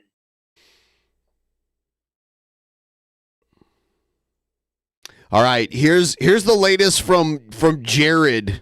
Let's see how Jared's doing. Look at him, wonderful as always. So I wasn't really going to talk about this guy, but I just found this really fucking hilarious. He always does this. I'm not going to talk about this guy anymore, but now I'm about to talk about him. Fucking Jizzard, bro. Kid Jizzard. Little wizard boy, fat Harry Potter. I was checking out his channel, and yeah, his little documentary of me didn't even pull 1,000 views. Couldn't even get 1,000 views, bro. Holy shit, I got sauce on my face. That's what she said. I love it when someone drops a 102. I know there's probably no one around to drop a 102, but when someone drops $102 Streamlabs dono, you can't help but laugh. It's an Easter egg that's out there that is sometimes triggered. Let's just say that. I was eating spaghetti, sir. A 52 is also pretty good also. Sorry, guys. Forgot to wipe that shit off. But yeah, bro. 22 is Sturgis going. The sad thing about my haters is this. My haters. If they only devoted the time they devoted to me to their actual craft, like apparently this guy used to be a DJ. I mean, they would be so good, and they would be so... How do you know he's not still a DJ? What do you mean he used to be? Do you think making videos about you and goofing on you takes up a ton of time? It doesn't. It only takes the time it takes to watch the video and laugh at it. Successful, but for whatever reason... they're stuck on the gang stalking shit, and I just find that so terribly fucking sad. You're not being gang stalked. No one is gang stalking you. You put videos publicly on the internet and people watch and react to them. That's not gang stalking. It's not even stalking. I don't really know this wizard guy that well. I've never really desired to watch his videos. Okay, so but I'm just going to say this, I don't know, just by looking at him, he seems like possibly he could be a half decent guy, if you just knew him, maybe the fucking I don't know, maybe if you play games with him or something. These people seem like they could be half decent. These people? Am I included in that?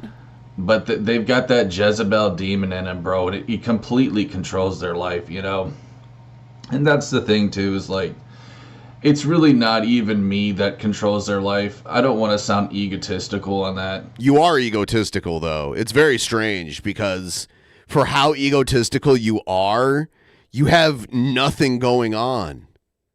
To an extent it is, but it's really their own demons, dude. This guy must be controlled by many different demons. And it's sadly it's just sad, bro. I've got about 10 little jizzards, you know what I mean? I've got about 10 people who devote their life to me, roughly. He thinks, is it because the only thing he does is put videos on the internet that he thinks that people who laugh at his videos online, they devote their life to him? I don't know why, I really don't. I'm just a shirtless man in his parents' bedroom. But see, that's the thing, though, is for whatever reason, it triggers people. The fact that, I'm not like them. He said in his parents' bedroom, but that's clearly not his parents' bedroom. He means in the house. In his parents' house, in his bedroom in his parents' house. Seem like a loser to them. It bothers them that much to where they completely devote their lives. And then, you know, when their little fucking plans don't work out, like in this case with his little documentary, his life is ruined now. All Like hail the great and powerful Jared Genesis. Just kidding. Fuck Jared. Thank you so much. He's talking about how Kid Wizard went to Jared's house and like filmed a documentary, and now he's like, his life is ruined. His life isn't ruined. He just didn't get you to come out of your house, so he didn't have. And you were handing out false DMCAs to people, so he hid his video for a while because he thought you were gonna DMCA it. He permanently wasted so many days of his life that he's never gonna get back. The lack of self-awareness. Jared, you have permanently wasted most of your life compared to other people. And you will never get that back. The amount of time you have spent sitting in this filthy room in your underwear doing nothing. You used to at least have a TV and you broke it. So now you don't have a TV. You've got not like, I don't know what you do all day. Work out in your outdoor gym, bro. You don't work out. Look at you.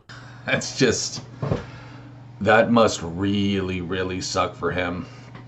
And it's funny too because I will say I don't think he should have went to Jared's house. But hey, Jared has it's an objective fact that Jared has wasted so many days. I messaged him the other day. I don't normally talk to this guy, but yeah, he actually blocked me. He's never done that before, so I know this guy is not in a good mental state. And all I can say, bro, is simply just this, dude. I'm praying for you, dude. I hope you get help in your sad life. You're probably on drugs. You know, that shit is not going to help you in your life, dude. You're probably on drugs. It may sedate you. You know, it may take away some of the pain of your life, but that's all it's ever going to do. It's never going to completely take it away, dude. You need to go to Jesus, bro. You need to come to Jesus. You need to, you know, accept him into your life, dude. Or at the very least, you need to stop using drugs. And focus on your goals, bro. That's what you need to do. What are your goals, Jared? Let's hear about your... Jared always kind of like looks off when he's saying something that can easily be applied to him. And that's what he's doing here. But he's like kind of looking off. He's not looking at the camera. He's almost avoiding eye contact. Okay, your life is over, bro. You ruined it being a fucking creepo. And I see this guy's trying to hustle with other lolcows now. He just did a stream. It's like, bro, the same thing's going to happen to you again. Like, what do you think's going to happen, bro? Karma is very real. And you should see that by now, Jizzard.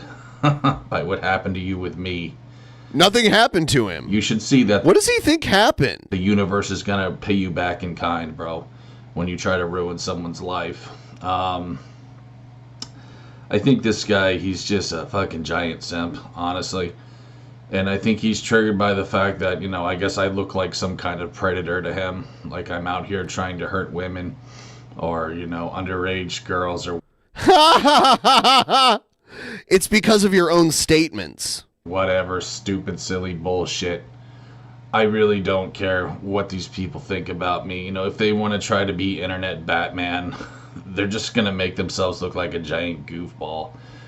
You know, like that one guy, what's his fucking name? Mama Max. He completely ruined his life trying to be little internet Batman. Look what happened to him, bro. He's never coming back from that. His life is permanently... Well, he was being dishonest about what he was trying to do. Ruined. But that's just the world we live in, you know. It's full of fucking beta males that just want to try to be, you know, a little internet super clout chaser hero guy or whatever. You know what I mean? Little internet super clout chaser hero. They don't want to actually apply themselves. You know, they don't want to put themselves out there. They don't want to take any sort of risks in life at all. All they want to do is just fucking clout chase. Look what it did for little Jizzard. He has nothing to show for in his life anymore. He will always likely just be on drugs until it kills him. You know, he's probably on that spice shit. Yeah, this is something Jared does all the time. And I think it's because maybe Jared did spice and it like fucked up his brain.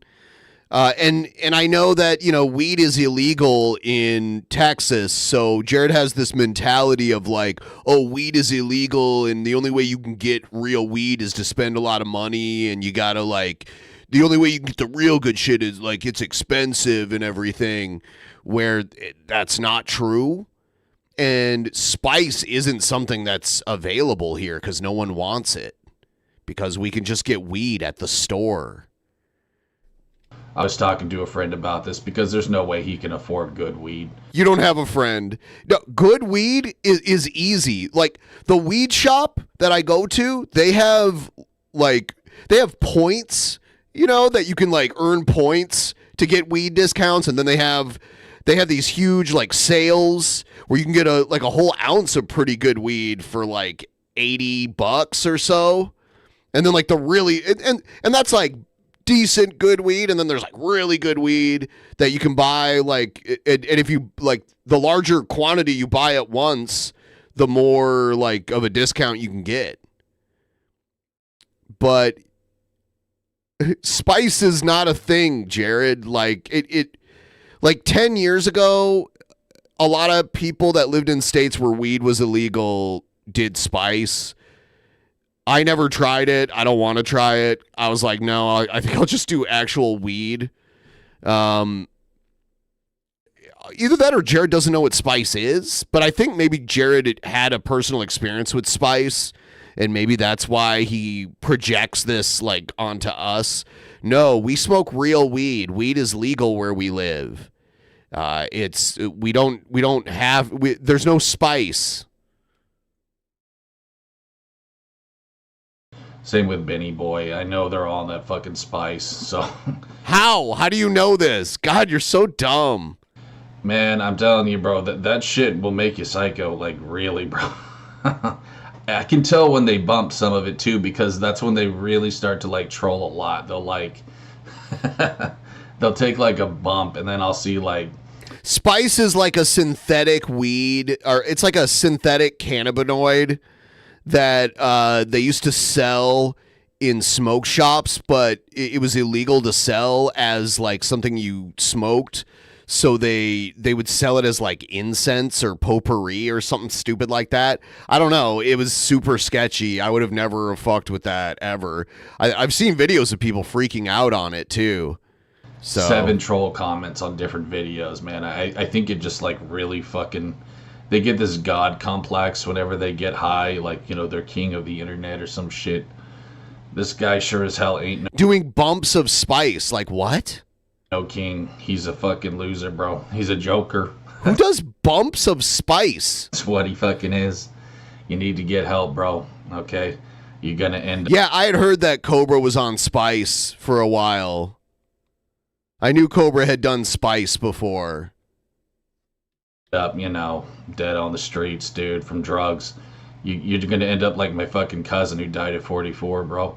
He always talks about his cousin who died at 44, bro. You're probably not even that far from 44, are you, dude? Yeah, you're not far from his fate, so get yourself some help, bro. I get possessed by the spice demons, and I do bumps of spice. I get possessed by the spice demons, and I have no control over my actions, so I just troll the shit out of Jared. This little copium that you're trying to do, too, with the whole trolling, it's just like drugs. All it does is just, you know, temporarily it sedates you temporarily, bro. It's never gonna take away the pain of your life and how you fucking failed in life, dude. Okay? I'm just being brutally honest with you, bro. You're a loser. You need to work on yourself, kid. But you know what, dude? You can learn the hard way again if you want to. But just realize the universe only gives you so many fucking chances. And then it's bye-bye time. It's crazy how confident he is. He has this level of confidence that is just ridiculous. It's kind of dangerous, I think. Because he shouldn't be as confident as he is.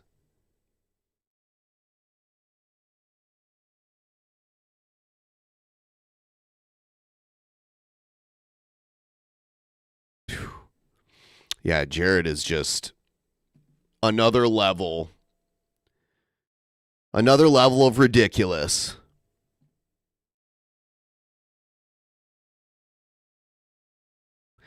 There's no way he's going to get with Naked and Laughing. He doesn't have a place for her to like come and stay at. I don't think Jared's parents would let Naked and Laughing stay at their house. And he doesn't bring Naked and Laughing doesn't want Jared. Like Jared doesn't get views. Naked and Laughing wants the views that Cobra brings more than anything, and the little bit of money he makes. Yeah, they're not compatible. It's not something that's possible.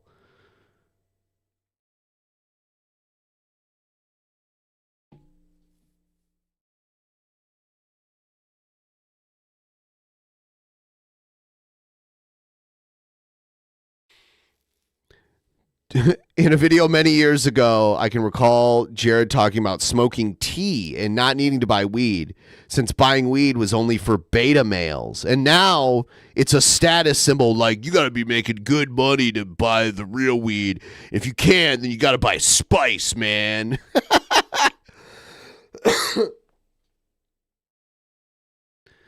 If you buy weed in the stores in Washington, there's no chance that it's anything other than like weed that was like real weed that was grown and tested in a lab and all that kind of stuff.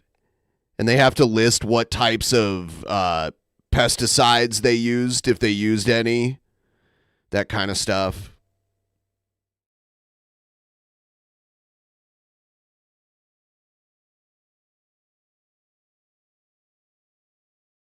Beta male, bro.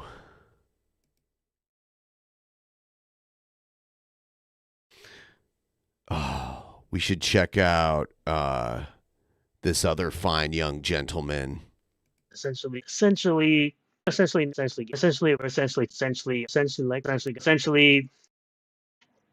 hello everyone, I am Renowned Zero. We are back again now talking about C2E2 revoking Anna, that Star Wars girl's press pass after they have removed Ethan Van Sciver, John Malin, and Shane Davis. This was reported on, of course, by John De La Rose over on Fandom Pulse. It gets worse for C2E2 after their odd cancellation of Ethan Van Sciver, John Malin, and Shane Davis from displaying an exhibitor table at the upcoming convention known as C2E2. Now they've taken cancel culture a step further and removed the press pass of Anna, that Star Wars girl, under nebulous circumstances. In 2023, EVS, John Malin, and Shane Davis announced they would be banding together to host an exhibitor table at the upcoming C2E2, creating special variant covers for their beloved independent properties to commemorate the event. It was all ripped away just weeks before C2E2 as Shane Davis received an email canceling their table, claiming he was subletting the space, even though shared tables have been and are standard for comic book conventions like C2E2. Shane Davis said they were given no way to remedy the situation, and C2E2 remains firm. It's odd since the convention posted to their website that the three would be there in one unified table, meaning they didn't seem to have any problem with the three being there until recently. John Malin posted to Twitter that C2E2 also referenced nebulous, offensive, quote-unquote, comments. Okay, so here's my thing. Why is this just like Sturgis reads an article? Is he going to comment on anything that he's read so far? Because normally you'd like read a paragraph and then give your opinion on it and then read the next paragraph, but he just reads through the whole article. If offensive or dangerous comments were something C2E2 cared about, they wouldn't be hosting Marvel artist Mark Brooks as a guest, who put this out there against EVS on a live stream. It seems the C2E2 terms of service applies to some and not others, and the only link appears to be political affiliation. The political matters worsened as cultural commentator Anna, that Star Wars girl, posted to Twitter/X stating that C2E2 removed her press pass just days after the situation with EVS, John Malin, and Shane Davis. Which, once again, Anna is awesome. She should be allowed to be a C2E2. I believe that she would be an awesome addition. I like how he's okay. Like the one he likes, she should be in it.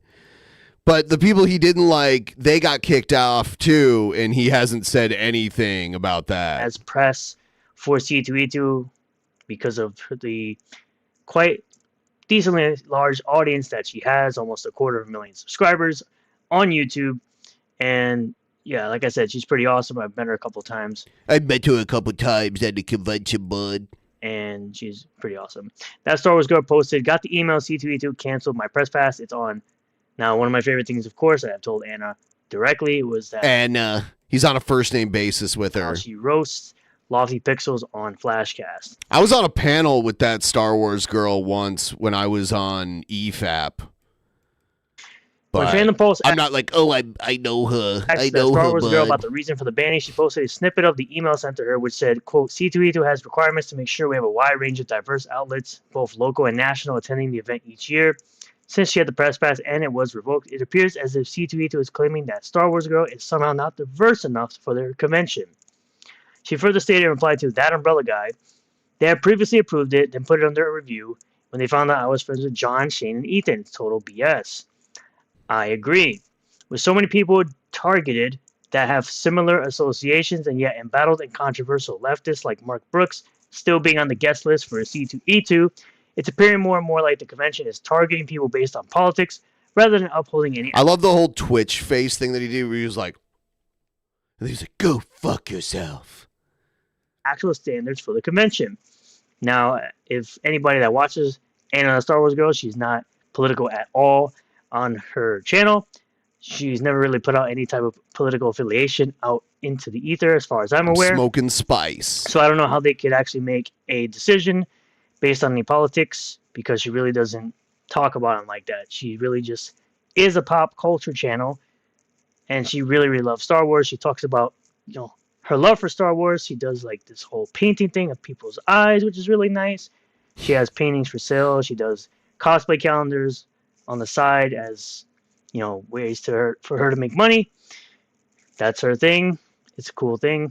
I let her, say that she could keep doing that. It's pretty cool that people want to support her in that way. Wow. Master simp. Some fans of Eat the Man Skyrim posted that they requested refunds for the C2E2 convention and were granted refunds. This goes against the C2E2 policy, stating that they do not refund tickets, which is another signal that the convention understands what it's doing is wrong. Possibly, maybe. Possibly, maybe. No, I guess there was possibly, so many people maybe. Is it possible? Maybe. That refunded at the same time that they just felt the need to just give everybody refunds. Fan Pulse has reached out to C2E2 for a comment, and they have not responded. What do you think of C2E2 removing a press pass from the Star Wars Girl after purging Ethan Van Skyver, John Mayer, and Shane Davis? Now, as far as Anna, that Star Wars Girl, when it comes to those guys, she doesn't really choose sides. She's never chose sides. She's always felt that these people are grown men, like Eric July, Ethan, John. That Star Wars Girl was the streamer that the fake Sturgis account sent a super chat with like a kind of a pervy message. And Shane. Talking about, I want to see them tatas or something. And it's all their beef. She doesn't really have any picking of sides. And people sometimes go a little far and they kind of go against her sometimes when she just simply asks Air July questions about things like the Ira live action trailer and things involving the Riververse. She is allowed to do that. She is a YouTuber. She does stuff like that for her channel. And of course, they've been on Flashcast together quite a few times. But it's weird that they would just kind of remove that out of nowhere, considering they already gave it to her months ago. He's hiding his second and possibly third chin is what he's hiding. That's what he's hiding. It would have seemed. So it's kind of interesting how this is all happening shortly after these guys get removed. And as I said before in multiple videos, they should be allowed to be at C2E2 just like any other comic creator. They should be able to sell their indie comics. I've never been against anyone selling a product that they have, regardless if I have any beef or bad blood with some of these creators. Anna's not one of them. As far as I'm aware, John is not one of them.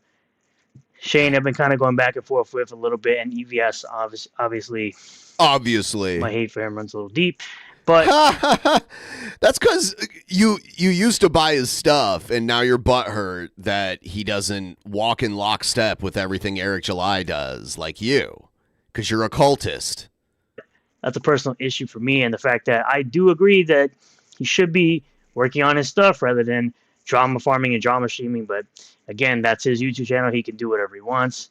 Just he shouldn't be surprised when his sales are down and people stop caring or giving a crap about his IPs. No one gives a crap, bud. Or anything like that. Nobody gives a but crap. Again, I also don't believe that they should be banned from C2E2. They should be able to be there. She should be able to be there, have a press pass. I'm pretty sure that she's had a press pass. By the way, it is afternoon in the Mountain Time Zone right now. So countdown till noon. This is not after. This was morning DP for me. I started in the Eastern Time afternoon. That's for San Diego Comic-Con as well. Yeah, when Sturgis accuses other people of drama farming, it's hilarious because he drama farms. That's all he does. This is what he's doing right now.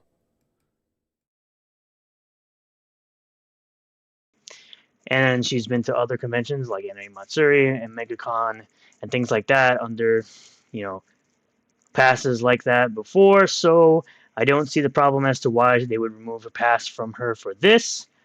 But we'll see what happens when if she gives any more updates. I believe she is.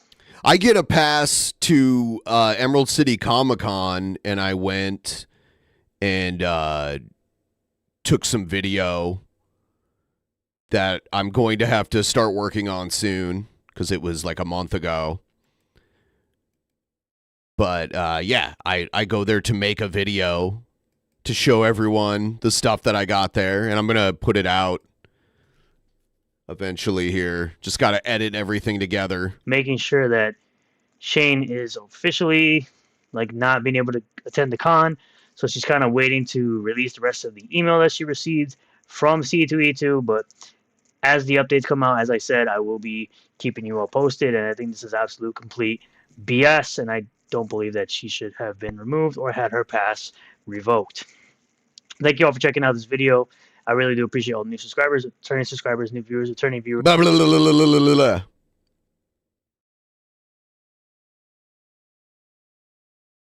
Cyrax rages out on panel after getting disowned by his stepfather. This is from October of 2023. Oh, wow. Look who it is. Look who it is. This little motherfucker right here. What do you want, Chance? Marty, is that your fucking plan, Nick, to turn everybody against me? Hey, Jenny, you're lucky that when I was there, old man, I didn't beat your fucking ass, Red. Will you? You're lucky I didn't whoop your ass. Worst, I think they meant to make their name Worst Nightmare, but it's Worse Nightmare. I'm your worst nightmare.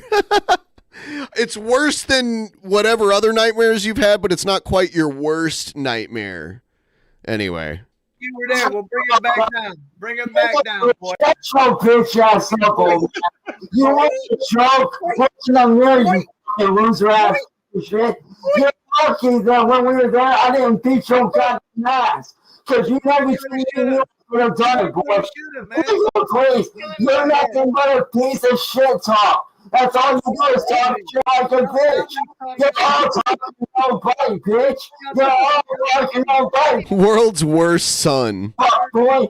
You're an old man. You're lucky I didn't beat your goddamn ass when I was there. Yeah, shut the fuck up. Hey, you know what? Hey, you know what? I make Troll vs. Locale Squid Game shorts. Okay. I can check it out. Hey, your mom should spit your ass out in your trash, old man. Because all you are is a piece of fucking shit. And honestly, bro, you deserve to die. You deserve to be dead, old man. All you are is your usual minute. Even you ending the Manatee with a guitar. Please check it out sometime. Ending the Manatee. Look at you faggot ass motherfucker. Oh, really? Come and bring it, bitch. I'll whoop that ass. I'll whoop that ass, asshole. Nigga, all you want is fucking ass motherfucker. That's why that night when we thought you were afraid to pull the trigger, bitch. You were too scared to pull the trigger. Because you're a bitch. You're a nobody. And honestly, you're a disgrace to the U.S. military, motherfucker. Wow. You're a disgrace. You're a disgrace. Hey, you do something bring old man. I'll whoop your ass. I will guarantee whoop your ass. You would have been dead if it hadn't been for I know your place. I'll chop your bitch ass up too, Jenny. So sit on, fuck, bitch. All you are is a lazy whore, you trailer trash skunk. Yeah, yeah, please. Hey, Marty, why don't you take you around mommy and daddy here and go fuck yourself, you fat piece of shit? What? All you do, Nick, is run your mouth like a bitch. That's all you do, you fat fucking slut. All you do is sit here on the internet, run your mouth like a bitch. What do you do, Chance? Hey, at least I'll sit here and act like a tough guy. What did you make today? What did you make today? Hey, Nick, shut your fat ass up, you fucking tugger lord. And as for you, scared dumb ass. Hey, why are you taking a pistol and put it to your head, you dumb motherfucker? Speak up. Even Say that again. What are you going to do to me? Say that again. Watch, come over here and find out. I'll show you what I'll do to your fucking old ass, old man. Go ahead. Keep running. Bring your ass over here, old man. All you are is a disgrace to the U.S. military. You're a poor excuse for a human being. That's all you are. Oh, by the way, Mom didn't kill me. She protected me from your ass. All you are is a disgrace and a sorry piece of shit. That's all you are, old man. That's all you are. And by the way, I might not have a job, but at least I'm not a drunk piece of shit. Oh my God. That is his real voice when he gets mad. I've heard so many videos where he's like, Marty! Let's... Okay, so what is more difficult to tolerate? Cyrax's yelling, his weird meltdown here, or... We'll take a vote. So there's Cyrax, like his weird screaming that he was doing, or... let's see. Or King Cobra's music. Let me play some King Cobra music. This is from King Cobra's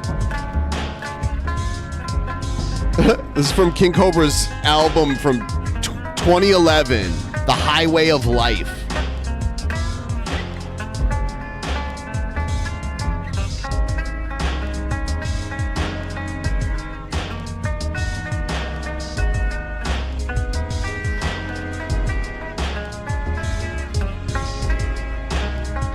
I would just say, which is, oh God, their music are, yeah, they both make some pretty bad music.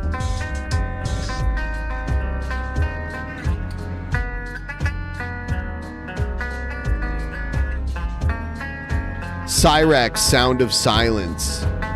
What is that, his album?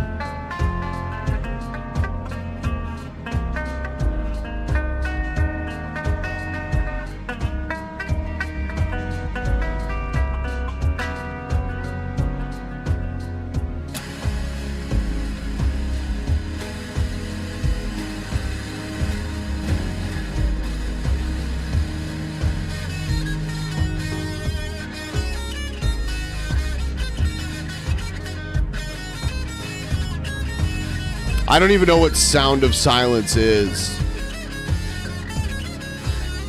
I'm not sure. I'm not even sure what that is.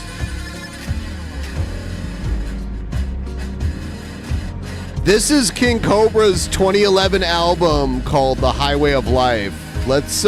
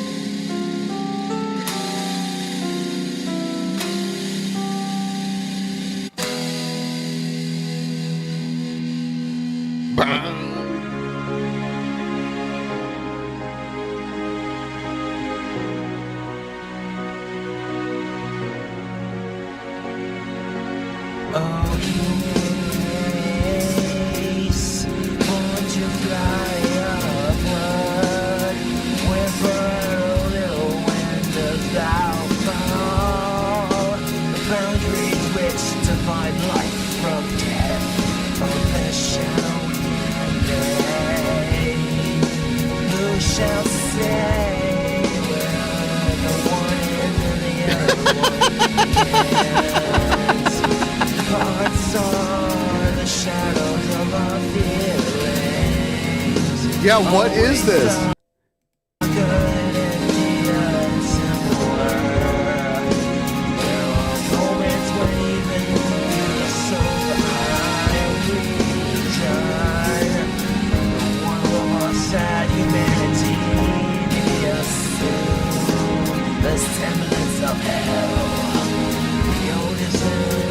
I'm gonna play the next one.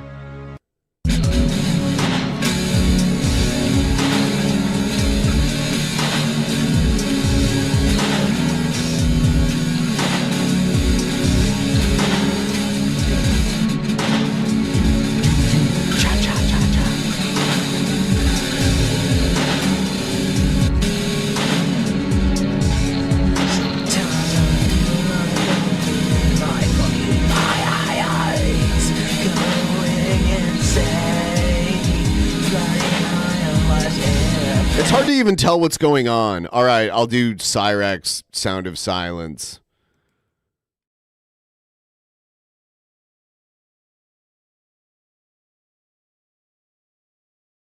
That's because the other Cyrax 7-2. How it is that I'm a talentless hack. Ha! And that I have no skill. So after that, after all that, he's like, yeah, so tell me now I don't have skill. Here's another Cobra song.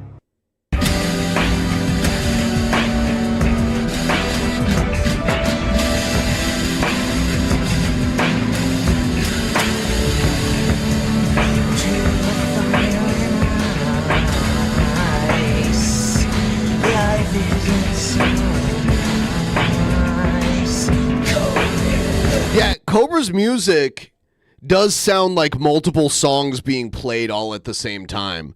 There's no structure. There's like wild shit happening that doesn't fit with other stuff. Like music is about timing in many ways. So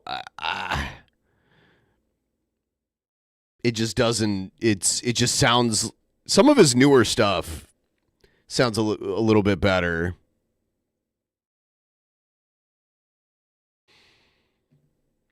Like Cobra's Cantina isn't bad for what for like Cobra's music.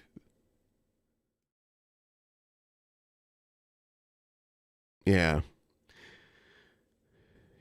We are so close to the 60% that I had wanted to try to get to during this stream. If you want to help out, feel free to throw in a couple dollars as we get closer to afternoon in my time zone.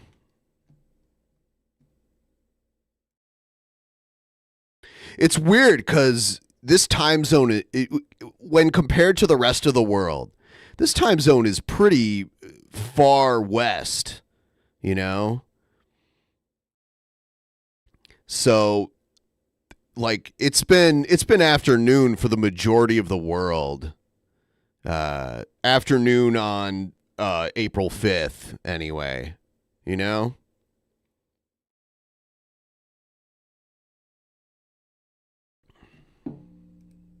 We're behind on everything.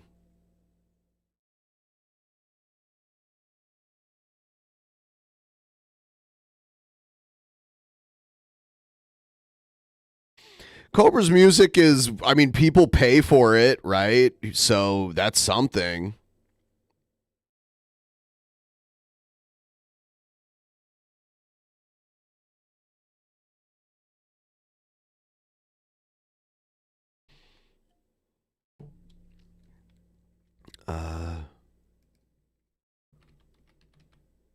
In a Nunavut light I saw 1,000 people, maybe more.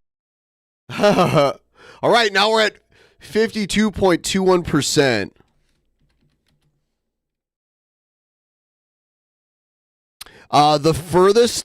The city that's the furthest west in the continental United States is Bellingham, Washington. I believe.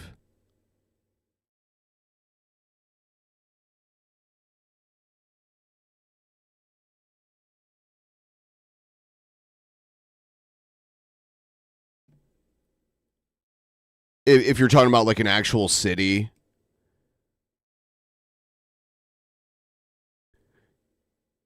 If you look at a map, you know,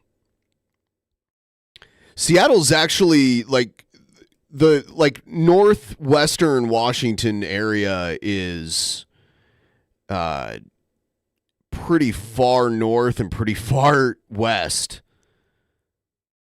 Then there's also the peninsula, but oh, well, I was talking about cities, not towns. Like La Push, Washington, yes. But that's not a city, right? That's like a town. I was talking about actual cities.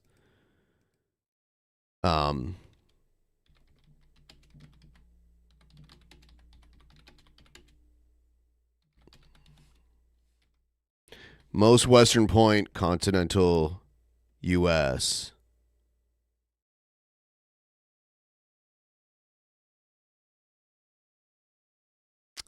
It's called Cape Flattery, and it's on the Olympic Peninsula.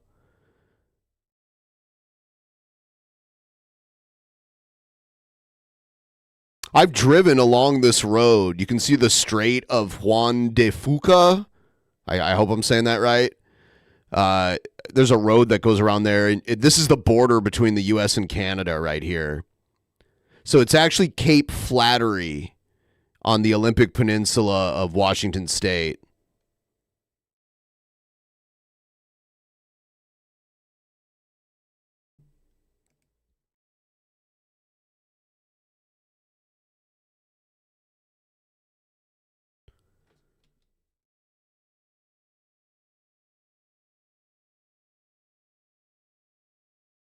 It's Cape Flattery. I've never been.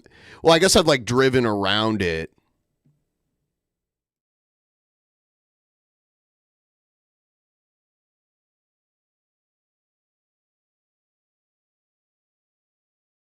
I don't know. I'd have to like do more research and look into it because I'm just like randomly looking stuff up during a live stream. For you. Hey, shut your ass up, you crackhead! You bitch! Somebody get an ice cream cone because he's mad. Hey, watch go here! Hey, watch come over here! I'll shove that pistol in your ass, bitch! Hey, you know what? That's why that you're too scared to pull the trigger on me, and you know it. Hey, asshole! Shove your pistol in your ass and pull it, bitch! Hey, asshole! You think I'm afraid of you, man? They're all just laughing at him. He's totally serious and mad, and they're just kind of laughing at him. Nigga, please, fuck you! Hey, you're better off dead! Bang, bang, bitch, you're better off dead! Fuck you, you dead beetle! Whoa, look at his weird crooked fingers. Oh my god. Look at that finger. Bitch! You deadbeat ass fuck! You're a deadbeat! You're a nobody! Hey, Nick! Hey, Nick! You're a deadbeat! Hey! What do you think I made tonight? What do you think I made tonight, man? Cállate los bocas, pendejo! You're poor excuse for a human! You're a poor excuse for a human, Red! Hey, asshole! You want to do something? Bring your sorry, lazy punk ass up here! Yo, bitch ass up here! Did you know you won't? You're too scared to face me, Red! You're scared of me and you know it! That's why that night we fought! That's why that night we fought! You were too scared to pull the trigger on my ass! I saw what you wanted to do! You really thought I was afraid of your ass! If I ain't afraid to stand up to Nick, I sure as hell ain't afraid of you, old man. Nigga, shut your ass up, you fat tub of Lord Nick the bitch. Hey, Red. Go fuck yourself, you trailer trash motherfucker. No, all you are is garbage. You're a poor excuse for a human, old man. You're a fucking hood rat, man. Excuse me. You're a hood rat. I ain't no hood rat. I'm more of a man than you will ever be. Loser, change your name, punk. Shut your crank ass up, go out there and no, bitch. Change your name, punk. If I'm such Hey, a loser, bitch. Hey, you know what? If I'm such a loser, change your fucking name. I'll pay for it, you little slumbag bastard. Your two chickens shouldn't even face me, you fucking piece of shit. You're too scared. Okay, I looked it up and I actually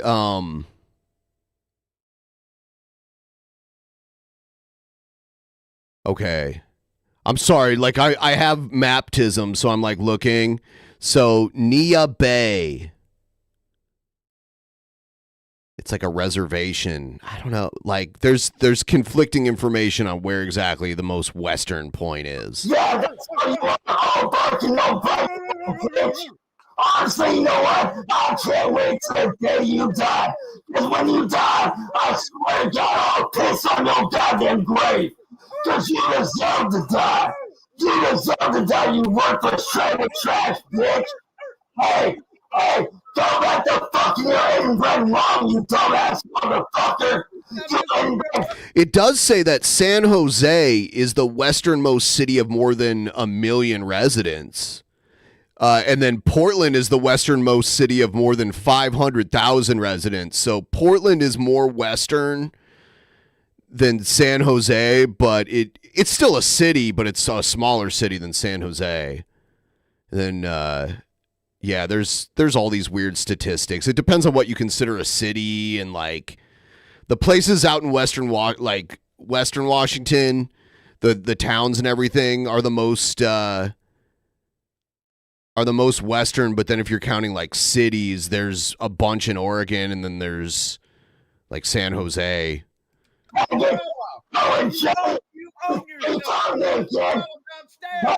Olympic National Park is really cool. I can see the mountains from Olympic National Park from the area that I live in. There's a lake, and on the other side of the lake, you can see downtown Seattle, and behind downtown Seattle, you can see the Olympic Mountains, which are really far away, but they're so huge we can see them, poking up when it's not cloudy. Fuck you, you asshole! I wish you were dead! I wish you were dead! Because I'm more of a man than you'll ever be! I'm more a man than you'll ever be! He does kind of cut... He almost sounds like... he sounds like a pro wrestler from the 80s.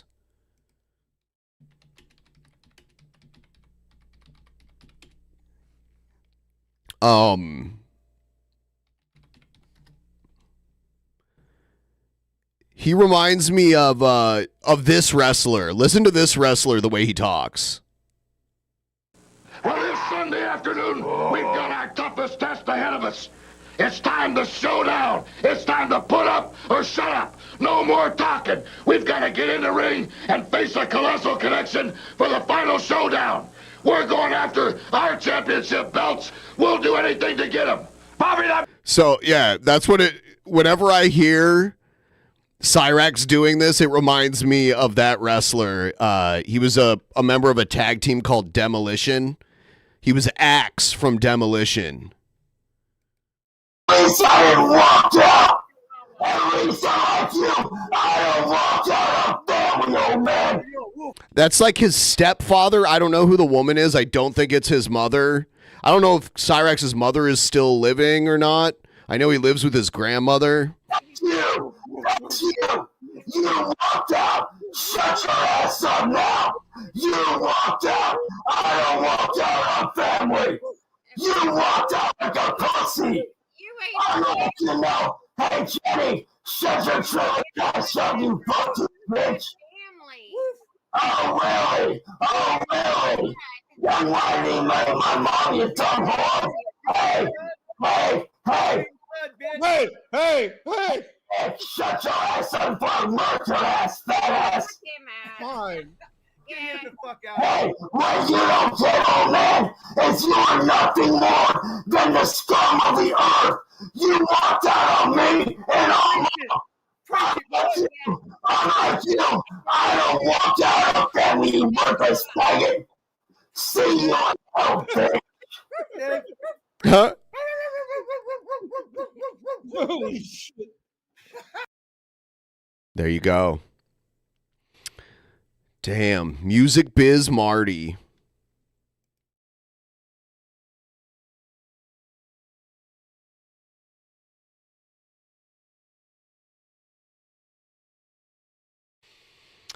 Check this out. Let's do some news stuff and see what's out there. He called me sir. It got me so fuming angry. People are discriminating against wolves. Wow. They're laughing at us, at our stupidity. We're almost at 60%. If anyone out there wants to keep it rolling, we're almost at 60%.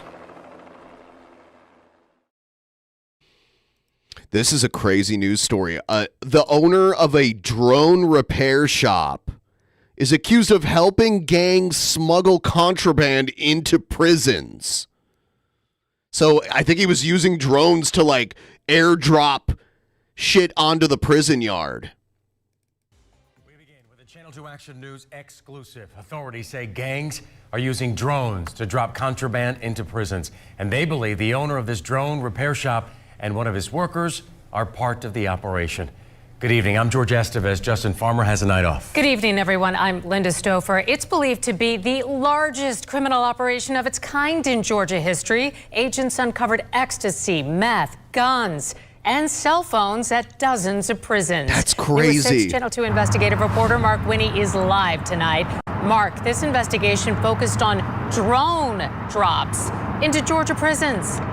And the key is what it kept out of Georgia prisons. Georgia Department of Corrections Special Agents says Operation Skyhawk. Operation Skyhawk. What a great... It's cool to like be able to name an operation something cool like that. Yeah. Hey, Bill, do you remember when we were part of Operation Skyhawk? Yes, I remember that, George. Today with raids targeting one of many networks at the focus of the investigation. Networks including one involving a business called Thunder Drones and drone drops of drugs, cell phones, and more into Georgia prisons. Are you involved in drone drops of contraband into Georgia prisons? Not that I know of. All we do is repair drones. He was in communications with inmates within the Georgia Department of Corrections and their associates on the outside. Including gang members? Absolutely. About making drone drops, contraband drops. You don't know who you're repairing them for, who you're providing them to? Most of our business is consumer business. We've repaired drones for local Atlanta and interstate. We did electronic interceptions on Mr. Robert Schwartz, his business here at Thunder Drones, and inmates and associates of inmates. Have you broken the law? No, sir. The message that Governor Kemp gave me a year ago when I took over this job to crack down on gangs and contraband, that's exactly what we're doing here. So they intercepted the control signals of the drones and they're linking it back to this guy? Department of Corrections, GDC Commissioner Tyrone Oliver says corrections agents thundered into a business called Thunder Drones in Gwinnett County. Armed with a search warrant and arrest warrant for Robert Schwartz involving drone drops of Hey, he got his hands handcuffed in front of him instead of behind him. That is actually, that's something that normally they don't do when you get arrested. They usually cuff your hands behind your back. Contraband into Georgia prisons. He says drones shown as outside Thunder Drones were among more than 50 drones seized in 2 simultaneous raids. And if the allegations prove true in court, he anticipates Schwartz will be dropping into prison for an extended He'll be dropping into prison, just like the stuff he helped smuggle. This will be the largest gang RICO case in the history of the state of Georgia, and it originated by the men and women here at Georgia Department of Corrections. The commissioner says prosecutors are working with GDC special agents. That is good treatment by the cops to him.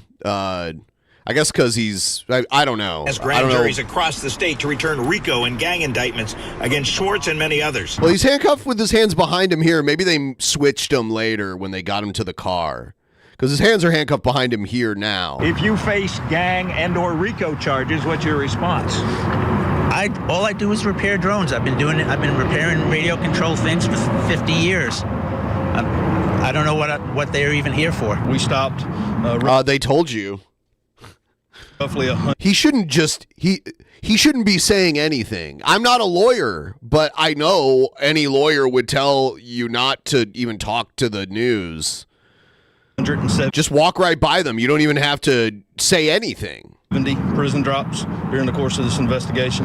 GDC Special Agent Greg Phillips says the investigation started in November 2022, led to the RICO charges are special charges against organized crime that they're actually trying to bring RICO charges against Trump, saying that he was operating like a criminal enterprise. Yeah, cell phones, drugs, Newports, man. You notice the only cigarettes they confiscated was Newports, and then there's like Black and Milds and shit. recovery of lots of drugs, including 51 pounds of what appeared to be ecstasy, but while they are not lab tested yet, Phillips says he believes many of the pills contain deadly fentanyl. He says takedowns outside prisons during the investigation, Operation Skyhawk, yielded 22 guns he believes were intended for Operation Skyhawk. for security for the drone operations, and 273 cell phones were recovered before they made it into prisons, with a prison value of contraband Look at all the weed around and tobacco, like loose tobacco and weed. $7 million. We've arrested 146 individuals associated with. Then we took individuals that were already in prison and put them into double prison. Contraband drops. Out of those 146, 8 of them are correctional officers, or were. Did you have any role in drone drops into state prisons? No. Is that a yes or no? No comment. No comment? Did you break the law? No. The commissioner says Thunder Drones employee Nelda Alber was also arrested on charges related to She was in her slippers. drone drops of contraband and inmate communications. Commissioner Oliver says the second raid was on Schwartz's home. It's an agricultural drone. A drone this size could actually lift a human being. You believe this was part of the operation? Don't know yet. Still early in the investigation. The gloves Wow, he had a huge ass drone used for like crop dusting and shit. are off. There's full transparency. We know we have an epidemic in our prisons with contraband, and we're going to go get it. Phillips says in a briefing he reminded officers the raids were on Maundy Thursday, day of Christ's Last Supper. It represents humility and selflessness and service to others. Feel like you fulfilled that today? Absolutely. Now, Commissioner Oliver says while 8 GDC officers were Yeah. Well, of course, legalize and regulate drugs, but this is smuggling drugs into a prison, which they're never going to allow drugs into prison. were arrested in the investigation. It was good GDC officers who arrested them. Now, Matt Wolf says, while we were at the house, 2 guys pulled up suddenly outside Thunder Drones, tried to leave, and a search of the car turned up a stolen gun and a drone, and one was arrested. We used photos from the Georgia Department of Corrections in our report. Reporting live, Mark Winnie, Channel 2 Action News. But they were like, this drone could lift a human. Was he saying that they were going to try to fly that drone in to fly some people out? That'd be insane. If someone laid down on top of that drone and the drone like flew them out of the prison.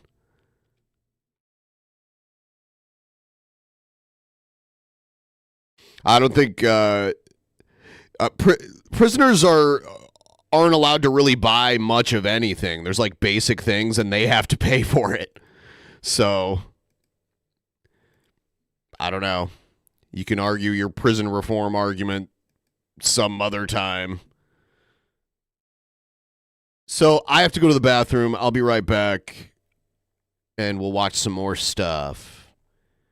See you then.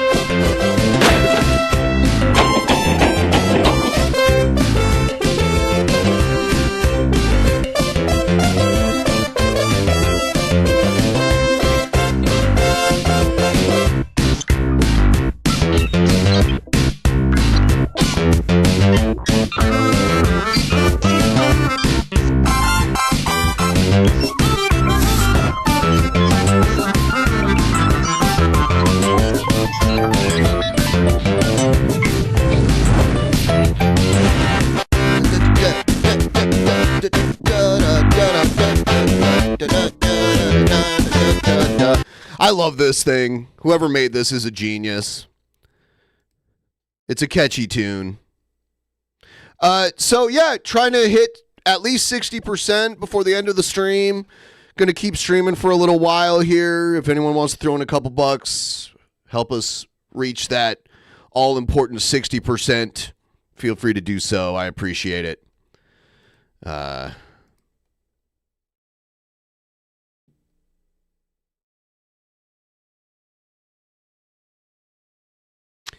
Yeah, you know, but if I get back, I don't want to just sit here and wait for that to finish.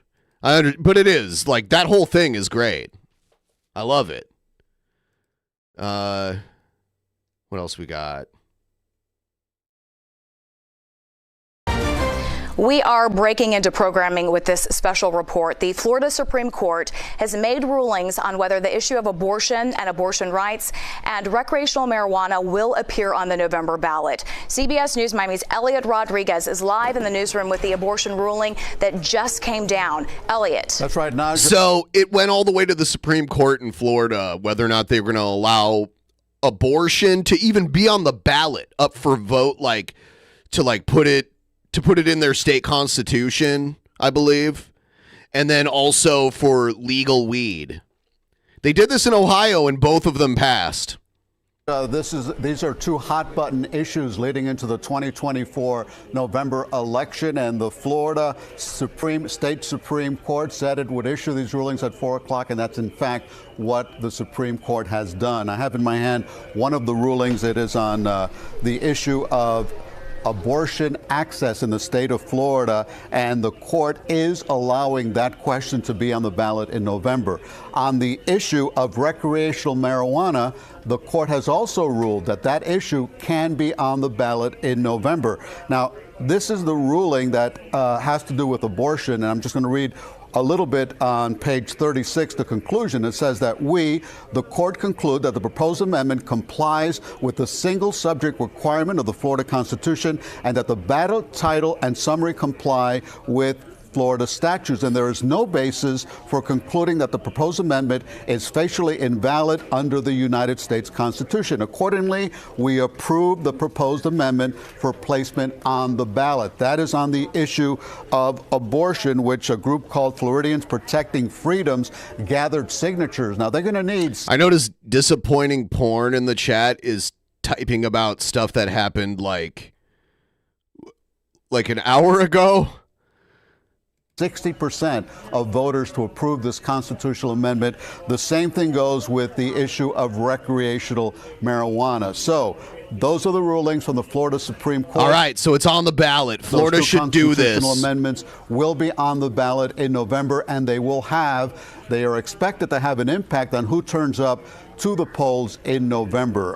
Again, the abortion issue is... So they're thinking more people that would tend to vote Democrat will show up to vote for these things as well, but I guess we'll see. It's on viability. That's what the challengers said, that it was vague, that the wording was vague, and the organization Floridians Protecting Freedom said they didn't put a specific number of weeks there because they said that's not our job. That should be the job of doctors. And this is an issue that should be up to patients and their doctors. So again, that is a victory for supporters of abortion rights in the state of Florida and the issue of recreational marijuana. As we know, medical marijuana is legalized in the state of Florida. The same company, True Leave, which runs many of these marijuana shops to sell medical marijuana, is behind this effort to have recreational marijuana in the state of Florida. Naja?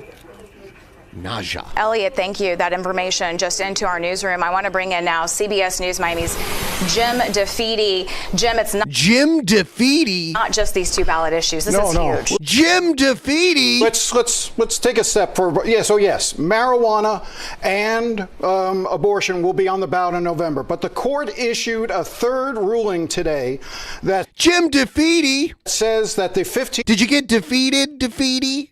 15-week abortion ban by the state of Florida is upheld, that the Florida Constitution, which guarantees a right of privacy, does not envision that that includes abortion. What does this mean? One, it means that starting today, and as it has been, the 15-week abortion... I don't know if Trump can win the election without Florida. Does he need it? Did he win last time? Did Trump, without me having to look it up, did Trump win Florida last time? Wasn't it like really close, but he won Florida? I don't know. Abortion ban in effect. But 30 days from today, so on May 1st, the state of Yeah, he like narrowly won Florida last time. Florida will drop the abortion limit to 6 weeks. Any woman who becomes pregnant cannot get an abortion after 6 weeks in the state of Florida as of May 1st because of the third Supreme Court ruling that they did. So in essence, we're going to have a situation in the state of Florida where we will now have abortion only up to the first 6 weeks. And then we will decide in November if we want to go back to the old system, which was more closer to Roe, which would place it after viability, which is around 24 weeks. And we reported earlier about 62% of Floridians would like to see it move closer to Roe. But how long before that takes effect if voters in November do decide to reverse this ruling? It would be immediate. So once if the constitutional amendment passes, if voters in the abortion amendment are able to get to 60%, then it would reverse it. It would go back to a standard of viability. In other words, that an abortion could be had by a woman in the state of Florida up until the point of viability as consulted with her physician. Viability is not a weekly, doesn't come out in terms of weeks, but right now it's generally accepted to be around the standard that Roe had, which was around 24 weeks. But again, the important part is that the court issued 3 rulings today. 1, to put recreational marijuana on the ballot in November. 2, to put abortion on the ballot in November, and 3, to support the 15-week abortion ban and to move ahead with a 6-week abortion ban starting on May 1st. What's interesting about this is essentially what the court did in their abortion ruling, I was just reading it, related to striking down the right of privacy so that you can now have a 6-week abortion ban in Florida. What the court said was that voters in I think it was 40 years ago that passed a constitutional amendment for the right of privacy, didn't think it involved abortion, didn't know that abortion was part of it. So they said, since voters didn't really understand that, and there are people that dispute that, but since voters didn't understand it, we are going to say that the right of privacy does not protect a woman's right to abortion. Conversely, what they've also now said is, so now let's let the public decide. Let's let voters truly settle the issue of abortion in Florida once and for all. And so that's what's going to be on the ballot in November. Right now, as I said, in 30 days, it'll go to 6 weeks. After that, we're going to see what happens. I will also tell you, in talking to proponents of this measure who want to see the abortion issue on the Constitution, this is the best case scenario for them. Okay. Because they believe politically, ironically, because they want this issue front and center. This could be pivotal. I've had a very difficult time. In talking to abortion providers, I visited several. Ticketed passed with 60% of the vote in Florida. Yeah, it's an interesting contrast there because Florida, we know, very conservative state politically. Marijuana, typically a more liberal issue. 50 million do it. 15 million able to get the signatures that they needed to get the volunteers and the folks who were trying to go marijuana. Give us the backstory because there's some big money. Here's the marijuana stuff. So, yeah, True Leaf, which is a marijuana grow corporation traded on the New York Stock Exchange that provides a lot of the medical marijuana here in the state of Florida, they really wanted this measure. They put $40 million to gather the signatures to get on the November ballot. Compare that to the folks who were trying to get the abortion measure on and successfully did. They had to go to thousands and thousands of people to get small dollar donations. They were only able to raise about 15 million. So it took them months and months to gather the money to be able to get the signatures that they needed to get the volunteers and the paid canvassers to be able to get it on the ballot. So that's the power of money. You had a major corporation, Trulieve, write checks totaling $40 million versus supporters of abortion rights who had to go hat in hand trying to get money from different groups and organizations, and they were able to do it. 15 million versus 40 million. And what you can also predict with regard to the medical or to the marijuana issue, if they spend $40 million to get it on the ballot, how much is Trulieve going to spend to get it passed with 60% of the vote in Florida? Yeah, it's an interesting contrast there because Florida, we know, a very conservative state politically. Marijuana, typically a more liberal issue, but then you got the money, so you bring the conservative sort of grassroots effort behind it as well. Yeah, it's one of those things where you've got, we've seen this before in Florida. You had to have a constitutional amendment on the minimum wage, a constitutional amendment on... Yeah, it's like there are good things about Florida, like the tropical weather, but which also, by the way, brings tropical storms, which are not good. But and then there are good things about Florida. That's why like a lot of people want to live there. It's one of the fastest growing states. But yes, there's craziness in Florida too, and the crazies are in charge of it also. Restoration of civil rights. We're now going to have a constitutional amendment on abortion and on marijuana.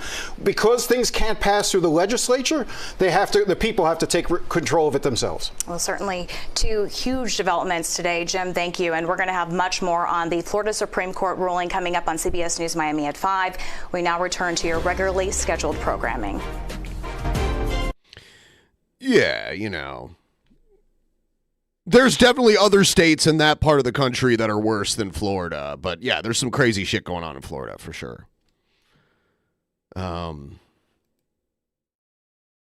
there's just, it's just insane there. Like there is something in the air that makes the people crazy.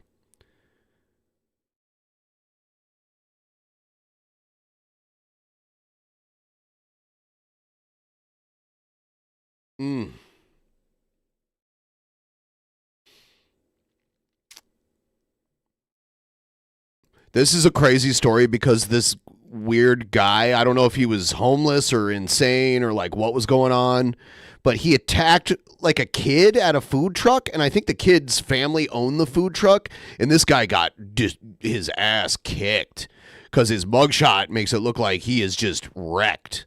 Check this out. We're also following a Look big at this. story. Look at this guy. Out of Memphis as a man is arrested after an attack on a teenage boy at a food truck. Our Shay Simon talked with the teen's dad who jumped in to intervene. And Shay, it kind of sounds like dad saved the day.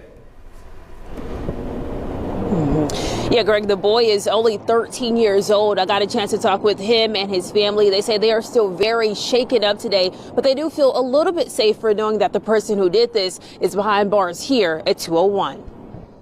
Most people in this parking lot on Summer Ave, Where is she recording this voiceover? This is not very good audio. Come to this bright red food truck looking for good food. Last week, 13-year-old Abner Trejo says one man came looking for trouble. He just said, open the door, and I ignored him. So I kept unlocking the door. Oh, okay. So this guy was trying to get into their food truck. I think he was trying to rob them or steal food or whatever. And that's when I turn around. He punches me maybe like 2-3 times in the chest area. As you can see from this mugshot, 46-year-old Jason Frazier did not get away easy. Trejo's dad saw what was happening and jumped in to defend his son along with another man, leaving Frazier busted, bruised, and behind bars. At first, I was a little scared because a grown male, 6 foot tall, 200 pounds, and me, little, you know what I mean? Trejo says he is still recovering physically from the fights after continuous chest pain and a leg injury, and mentally... He got beat up. What happened just like a little bit traumatized us. So now that we're more alert, and we're just trying to keep our business up and running. Frazier is now recovering at 201, facing 10 charges. Assault on first responder, too. So he assaulted, like, when first responders showed up. Including assault and child abuse. We've been here maybe like 4 or 5 months. And he's not getting out for a little while. Yeah, that family tells me they are still working on just new measures in order to stay safe in that area. But as we know tonight, Frazier is here at 201 and he has a bond now for $9,000. Live in Memphis tonight, Shay Simon, WREG News, Channel 3.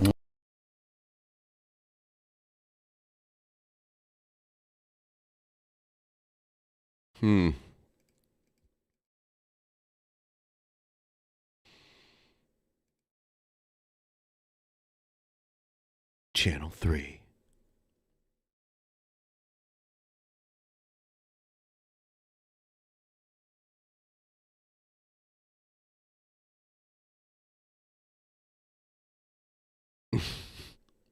All right, so that was that. It's afternoon where I am now. Finally, after a few hours. I didn't see the dono from Behemoth. I think I missed that. Thank you for that.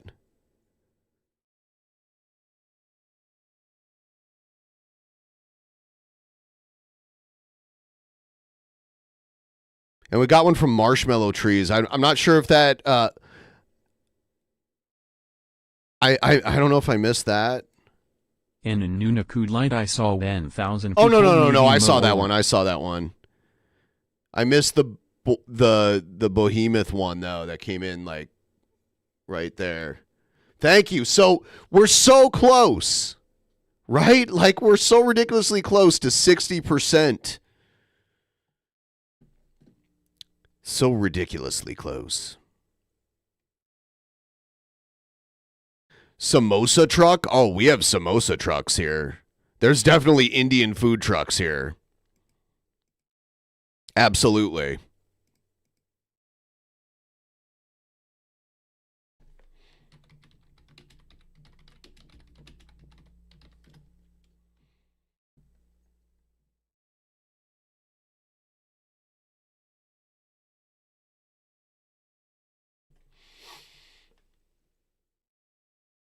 I've never gotten a samosa from a food truck, but, you know.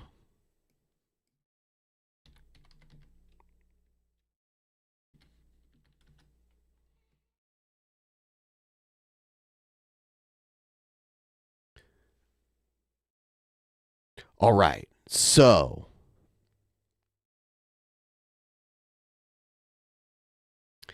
I think I'm going to wrap this one up. Thank you guys so much for watching and contributing, and we'll be back tomorrow to do some more. And we will see all of you then. Have a good night or day, rest of your day. I say night because I'm used to it, but you know what I'm saying. You know what I am saying, bro. Please send me content over on the Discord for us to watch on tomorrow's show. Please do so. It's very helpful, and I'll see all you guys then. Have a good one. In the beginning, there was nothing. And then there was the Drunken Peasants Podcast. Drunken Peasants. Drunken Peasants. Drunken Peasants. Drunken Peasants. From the strangest corners of the internet, gonna get TP'd by Billy and Ben. You know where you can find them at. Get ready, cause they're gonna kick your... Drunken Peasants. Drunken Peasants. Drunken Peasants. Drunken Peasants.